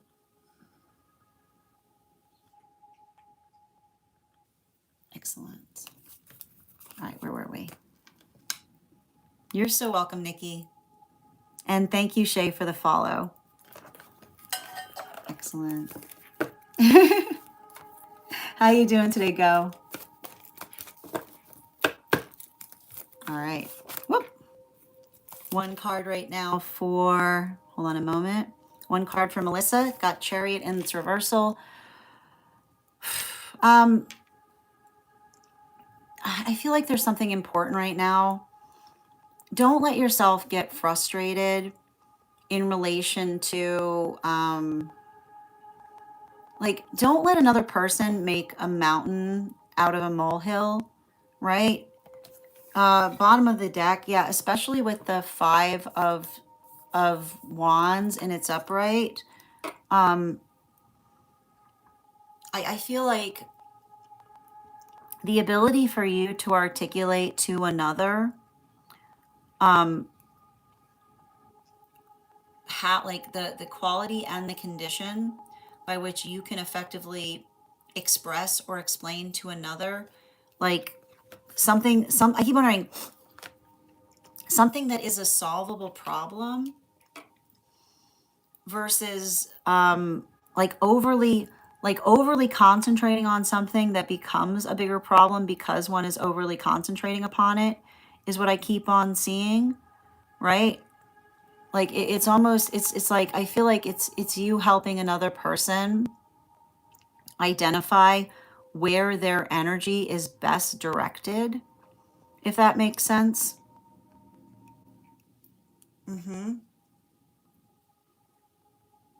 Yep. One card, please, on partnership. We've got two cards coming out here, and specifically because what I'm basically identifying, the thing I keep on seeing is I feel like I see a lot of energy, like healthy energy does not create that invisible ice cream cone moment of being able to articulate to another, specifically in relation to what one can experience or expect, or how one is effectively going about something. Like, I need to point this out. Like, someone that has no intention of doing something will only tell us, like, will only tell someone what they were going to do after another person has done something, right? That was never going to happen, right? Like, pay attention to someone that's constantly talking about like the future they would have had with you if you did not make choices in the context of their own stagnancy, right? Bottom of the deck, your divine counterpart would never do that to you, right? Your divine counterpart would not try to articulate that you lost some kind of relationship because of the consequence of their actions.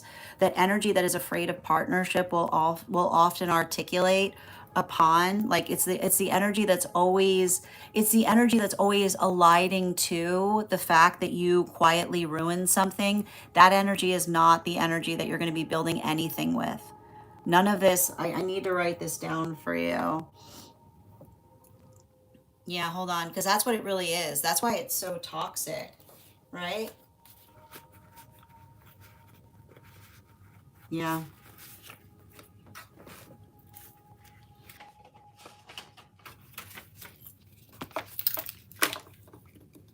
Yeah, energy that is constantly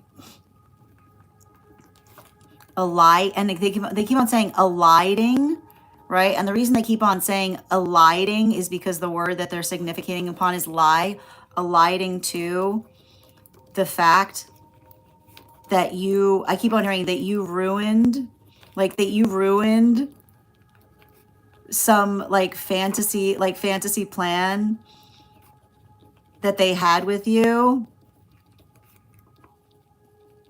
was never going to come true. Never going to come true. It was never going to come true because it only came into being when they knew they could hurt you with it. Right? It only came into being when they knew they could hurt you with it. Your divine counterpart, Animal Oracle, your divine counterpart does not curtail. Your divine counterpart does not curtail. Thank you so much, dear.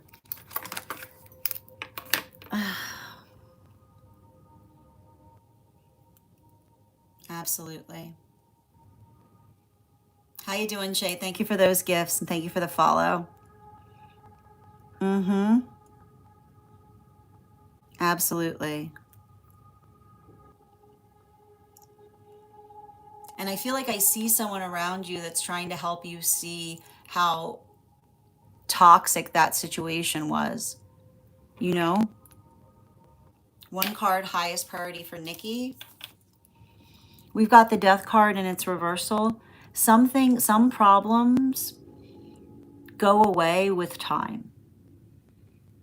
Bottom of the deck, right? Which is to say, right? I just keep on seeing, particularly with this Six of Wands, right?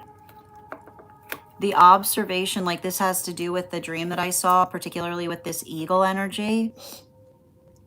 The observation or the understanding of being able to identify and recognize, right? Not like when we care about each other, I keep on hearing compliment, not criticism, right? Compliment, not criticism, which is energy, like energy that is willing, like energy that encourages you, is not the energy that's constantly just pointing out how if you're like, there's energy in this world that when you'll literally be doing the exceptional, and another individual will try to point out, right, how even in the context of you doing it, right? Did you notice, like, that's what the guide was trying to show you in the context of the fact that you'd already created 15 meals, right? Right? The thing that they were disappointed in was, where is everybody, right?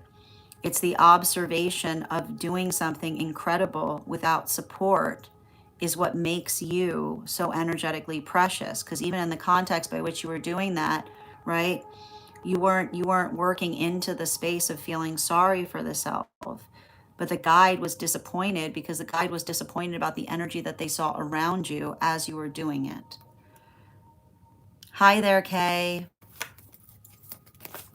Absolutely. Page of Cups in its reversal. Um, I feel like it's somebody. I feel like somebody feels the same exact way that you do right now.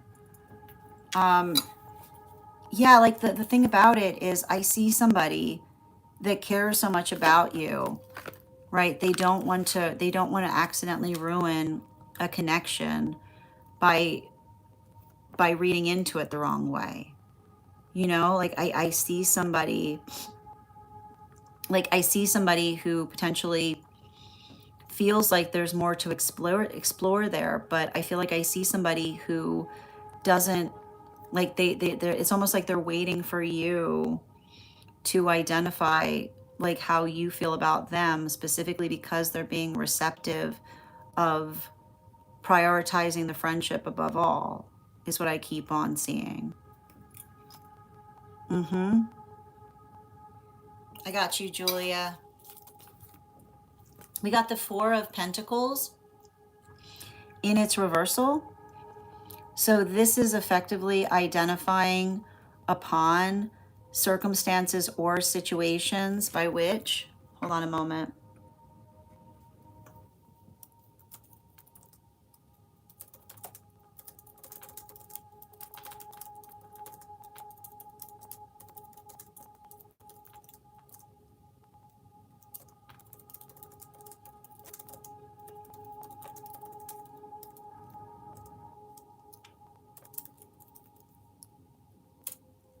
All right, let's continue right now.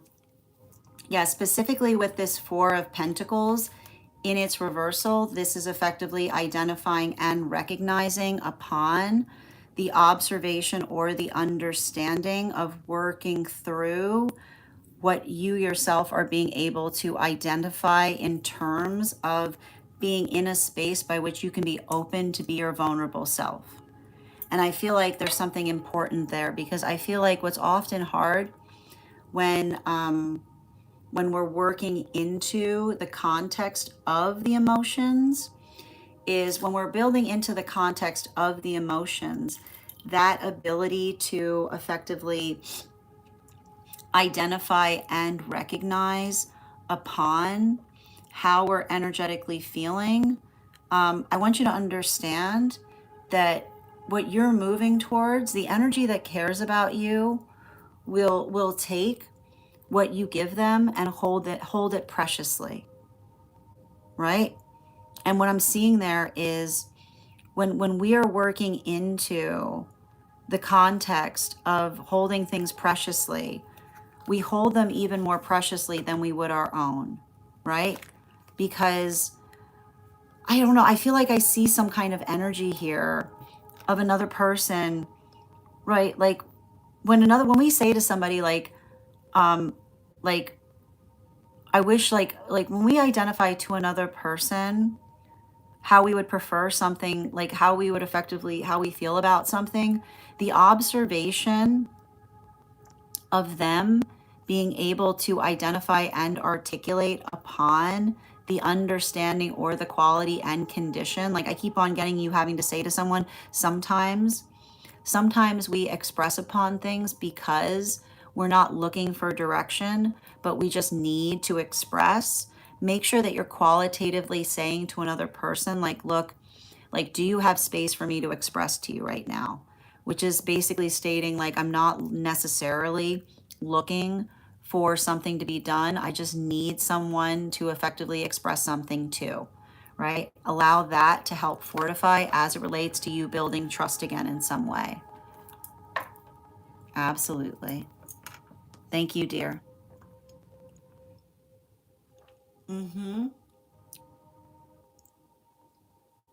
We already completed the collective today, Carrie. We are doing one card readings for Superfam and for those who are paid members.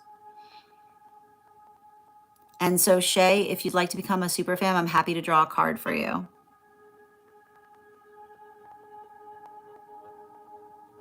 Mm-hmm. Oh, and thank you. Our community just teared up. Excellent. Just reading back.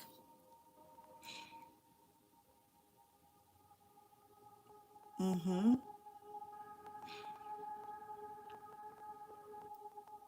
Yes, so Minnie, I pulled for you. The card I pulled for you was an observation that healthy energy, how I feel like I see you going through some kind of experience of healing from situations with a past energy that used to potentially articulate upon the fact that your choices were spoiling things. And yeah, absolutely. Oh, well, actually, yeah, one moment. Hold on a minute. Yeah, this is basically stating to me. So what I'm seeing here, Minnie, because it's interesting because you had a guy that was coming in for an additional card.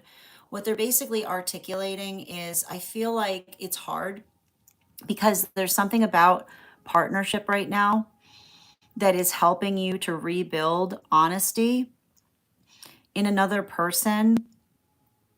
Like it says to me, like somebody who recognizes what you yourself have gone through the past as it relates to another person trying to hurt you with choices and trying to affirm to you, especially with this bottom of the deck, that your choices, like your choices don't hurt things, they only fortify things, right?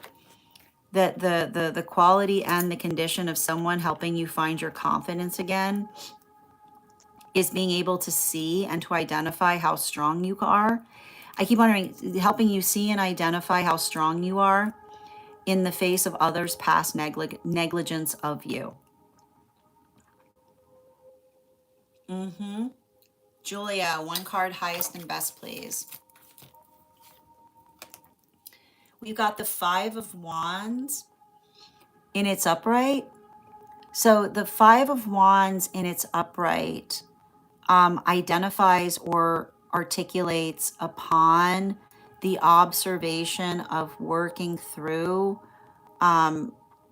what feels both sustainable and recognizable in terms of helping another through the context of their own choices, but not just, I keep on seeing, this is like, here's the thing about it. I feel like you've got two guides around you that are helping you see where unnecessary static is coming from. And the thing about it is, like, this is the hard thing when you've got angelic guides. Like angelic guides don't have time for unnecessary static because it's the observation of working through, like, your purpose does not hurt anyone in the context of you moving towards it. If another person is going through feelings, seeing you move towards your purpose, that's exactly why you have to effectively put distance between you and them, right? Because your purpose, like, I think that you have to write this down somewhere. Your purpose is beautiful. Okay? Like that's you, like, there it is. Like, that's all there is. Like that, like, I know it sounds so simple, but your purpose is beautiful. Right? And if anybody is trying to question it in the context of you literally trying to beautify something, like, you should not be experiencing another's ugliness in the context by which you're moving towards it. I got you. One card for It's My. I feel like you have a guide that's coming through in moments of lucidity in terms of helping you identify Like it's a continuation of the message I've been receiving for you, which is we can never, none of us can predicate on when we'll stop being afraid of something. Bottom of the deck, it's the same message. Nobody can predicate when they're going to stop being afraid of something, right? It's an impossible thing to ask from another. And it's not something that we can energetically promise each other, right? This is why we do the work to understand and recognize our feelings, because, right, our ability of navigating, right, our ability of navigating through our fear, rather than allowing the fear to arrest our progress. I feel like I see somebody who's wrestling with their fear, but that's not a battle for you to engage upon. That's something that they need to work through and resolve within themselves. Thank you for those gifts, Chanel. I appreciate it. All right. I got you, Rainbow. I see somebody who's trying to focus and work on something. Bottom of the deck, it feels like somebody trying to create a distraction-free environment.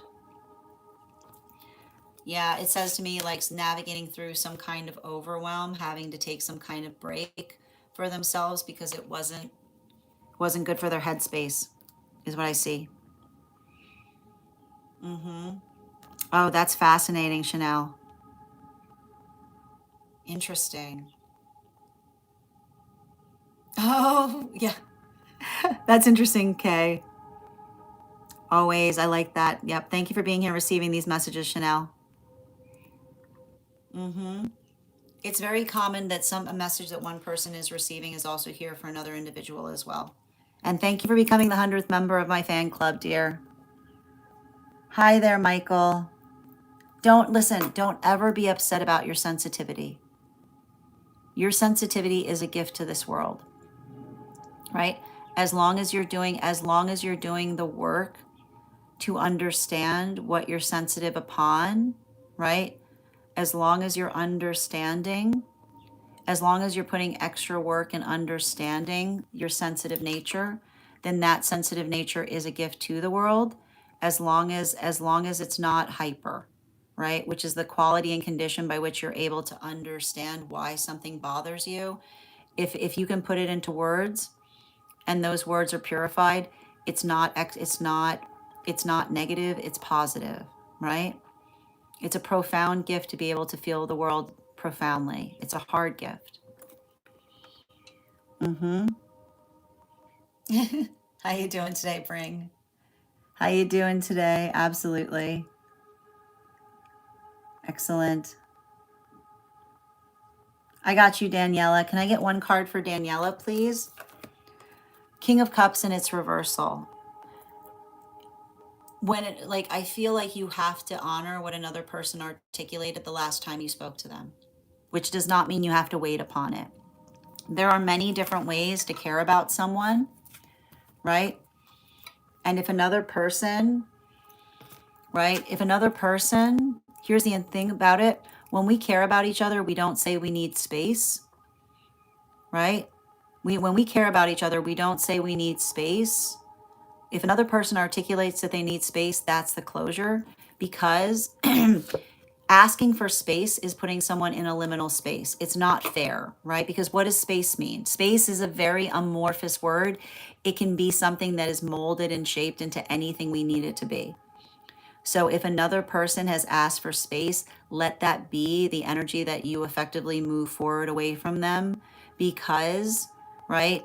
Like when we care about each other, we don't ask for space. We are very specific in terms of what we're asking for. It's not fair to ask another person for space because that's asking for amorphous territory.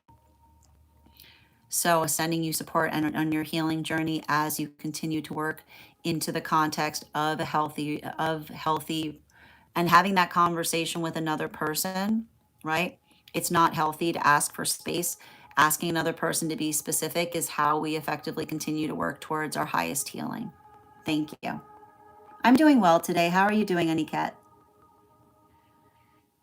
Absolutely.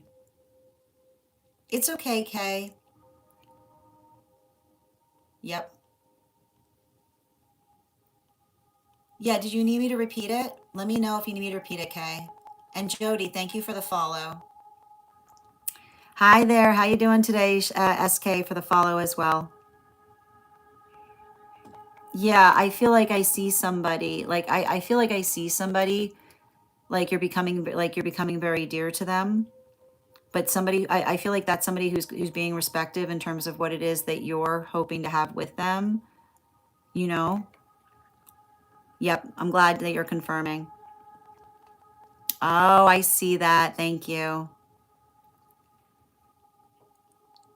Absolutely. You're so welcome. It's my, hold on a moment.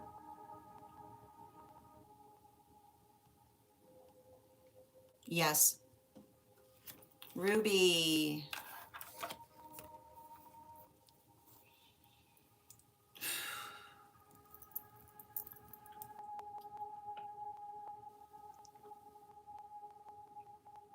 It feels like somebody navigating an overwhelm. And it's identifying to me like what we when we recognize an overwhelm, right? Bottom of the deck. I don't know why I keep on seeing, like I keep on hearing somebody identifying rescheduling is concerning.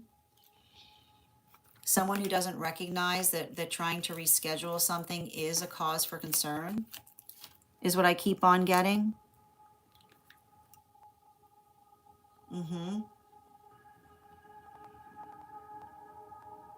Thank you for confirming as well. It's my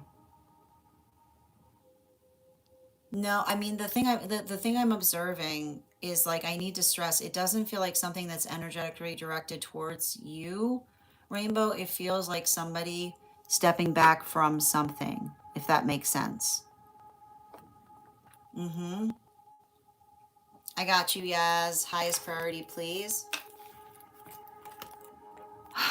Um, it's saying to me like navigating a circumstance or situation. Um, it like it's interesting because it says to me that there's something here about working through an expansion process is often identified and recognized by fits and starts, particularly and especially with the 10 of Pentacles and its upright animal oracle card on it. Yeah, the water dragon. The guides don't want to overwhelm you. So they're going to go through experiences where they're giving you small expansions to see how you're navigating it in order to reach into a deeper expansion. So don't be too hard on yourself if you feel like something is coming and going. That's the nature of it. It's not going to feel like that all the time, right? Being able to kind of work through that in a way is where I kind of see you at this time. Yeah. Hi there, that girl. These are one card readings for Superfam and paid members if you'd like to become a subscriber. Mm-hmm. And your animal oracle, Ruby, was yeah, the bear, right? Like it feels like someone that's already done damage in some way because they're trying to change something that they should just be accepting. Mm-hmm. Okay. Absolutely. Hi there, Team Osana.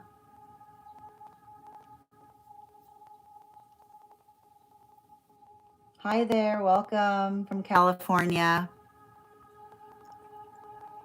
You're welcome, Yaz.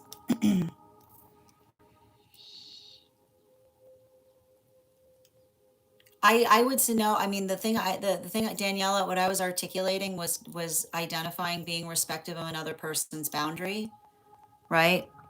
Like if they ask for space, allow that to be closure for you to be able to move forward.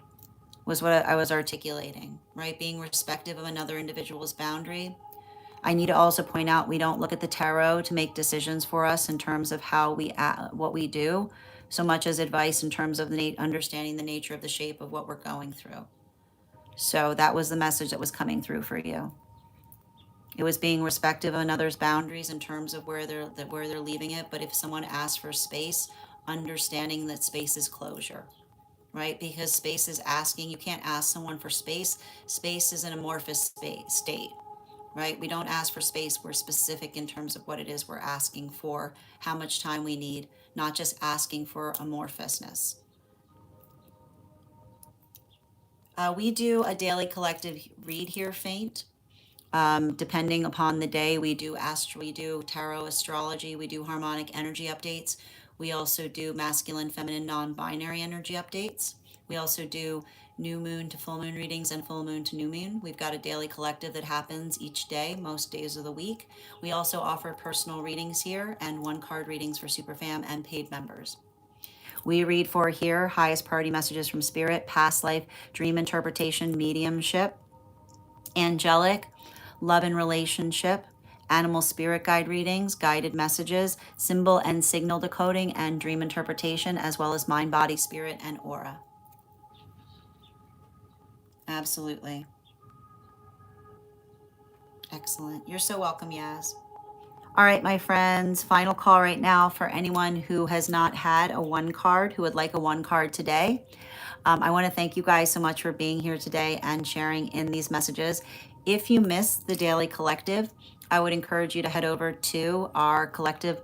If you missed the Daily Collective, it is over on the subscriber. You'll find it over on the stack right now as a Vcast. You'll also find it on Spot as a podcast. You'll also find it over on the place where we keep the videos. Well, I feel like there's something, I mean, the thing I keep on seeing, Daniela, it's okay to ask for specificity, right? So making sure that another person is being specific in terms of what they're asking, not keeping something in a state by which you're effectively wondering what is occurring. I hope that helps. Absolutely. Excellent. All right, my friends, I want to thank you guys so much for being here today and sharing in these messages. Huge thank you. If you missed the Daily Collective, as I mentioned, you'll be able to find it across all of the channels now. We will be back on at our standard time tomorrow at 9 a.m. 8 a.m. PST, 11 a.m. Eastern. If you would like to be notified as to when I've gone live, you can head on over to my profile. There is a bell there. You can turn on the bell to turn on notifications. You can also register directly for the event tomorrow. If you became a super fam or just subscriber today, welcome. I would encourage you to send me a disco gift directly from this live or in my messages, and I will send you an invite to our subscriber only disco channel. There you can introduce yourself to the collective. You'll also find there a special coupon code that will give you a discount to our tarot class program. Our next class is going to be held on Friday, August 14th at 5:30 p.m. PST, 8:30 p.m. Eastern. We will be continuing our studies into the tarot with a focus on the 3 cards of the minor arcana. I want to thank you guys so much for being here today and sharing in these messages. Huge thank you. Oh, thank you, Trishina. Did you want your one card, dear? I didn't see your one card come through. Yeah, we're doing one cards right now, Ella. Final call right now for anyone who has like a one card. Okay, good. I'm just checking. I got you, Ella. Can I get one card for Ella coming from bottom of the deck? I know it might not feel like this, but I feel like this is you finding your soul family, right? And what's hard about that is sometimes when we're finding our soul family, we have to recognize those that aren't showing up for us in that way. Bottom of the deck. Yeah, particularly with this Justice card in its reversal. The observation of energy, appreciating how hard your choices are, not being harsh about them, right? Trying to not being, I keep on hearing, if you're not helping, you don't get a say, right? Which is the observation of another person, recognizing or identifying the quality and condition by which you've tried to articulate, and they have expressed a lack of desire to be invested or involved in something, allows you to the ability to do something in a way that you know is best, sending you so much support. And I feel like you've got a lot of guide energy around you, helping to move you in the direction of energy that is supportive of you as you're navigating circumstances of that nature. Hi there. How you doing today, Kahan? I want to thank you guys so much for being here today and sharing in these messages. As I mentioned, we'll be back on tomorrow at 8 a.m. PST, 11 a.m. Eastern. If you'd like to be notified as to when I've gone live, you can head over to my profile. There is a bell there. Activating that bell will turn on notifications, and you can also register directly for the event tomorrow. I want to thank you guys so much for being here today and sharing in these messages. Huge thank you to my followers, old and new. Thank you for being here and receiving these messages. Huge thank you to my subscribers. Your ongoing support means the absolute world to me. I want to thank you guys so much for being here today and sharing in these messages. Please take care of yourselves. Please take care of one another, and we'll do this again tomorrow. Have a great day, everyone.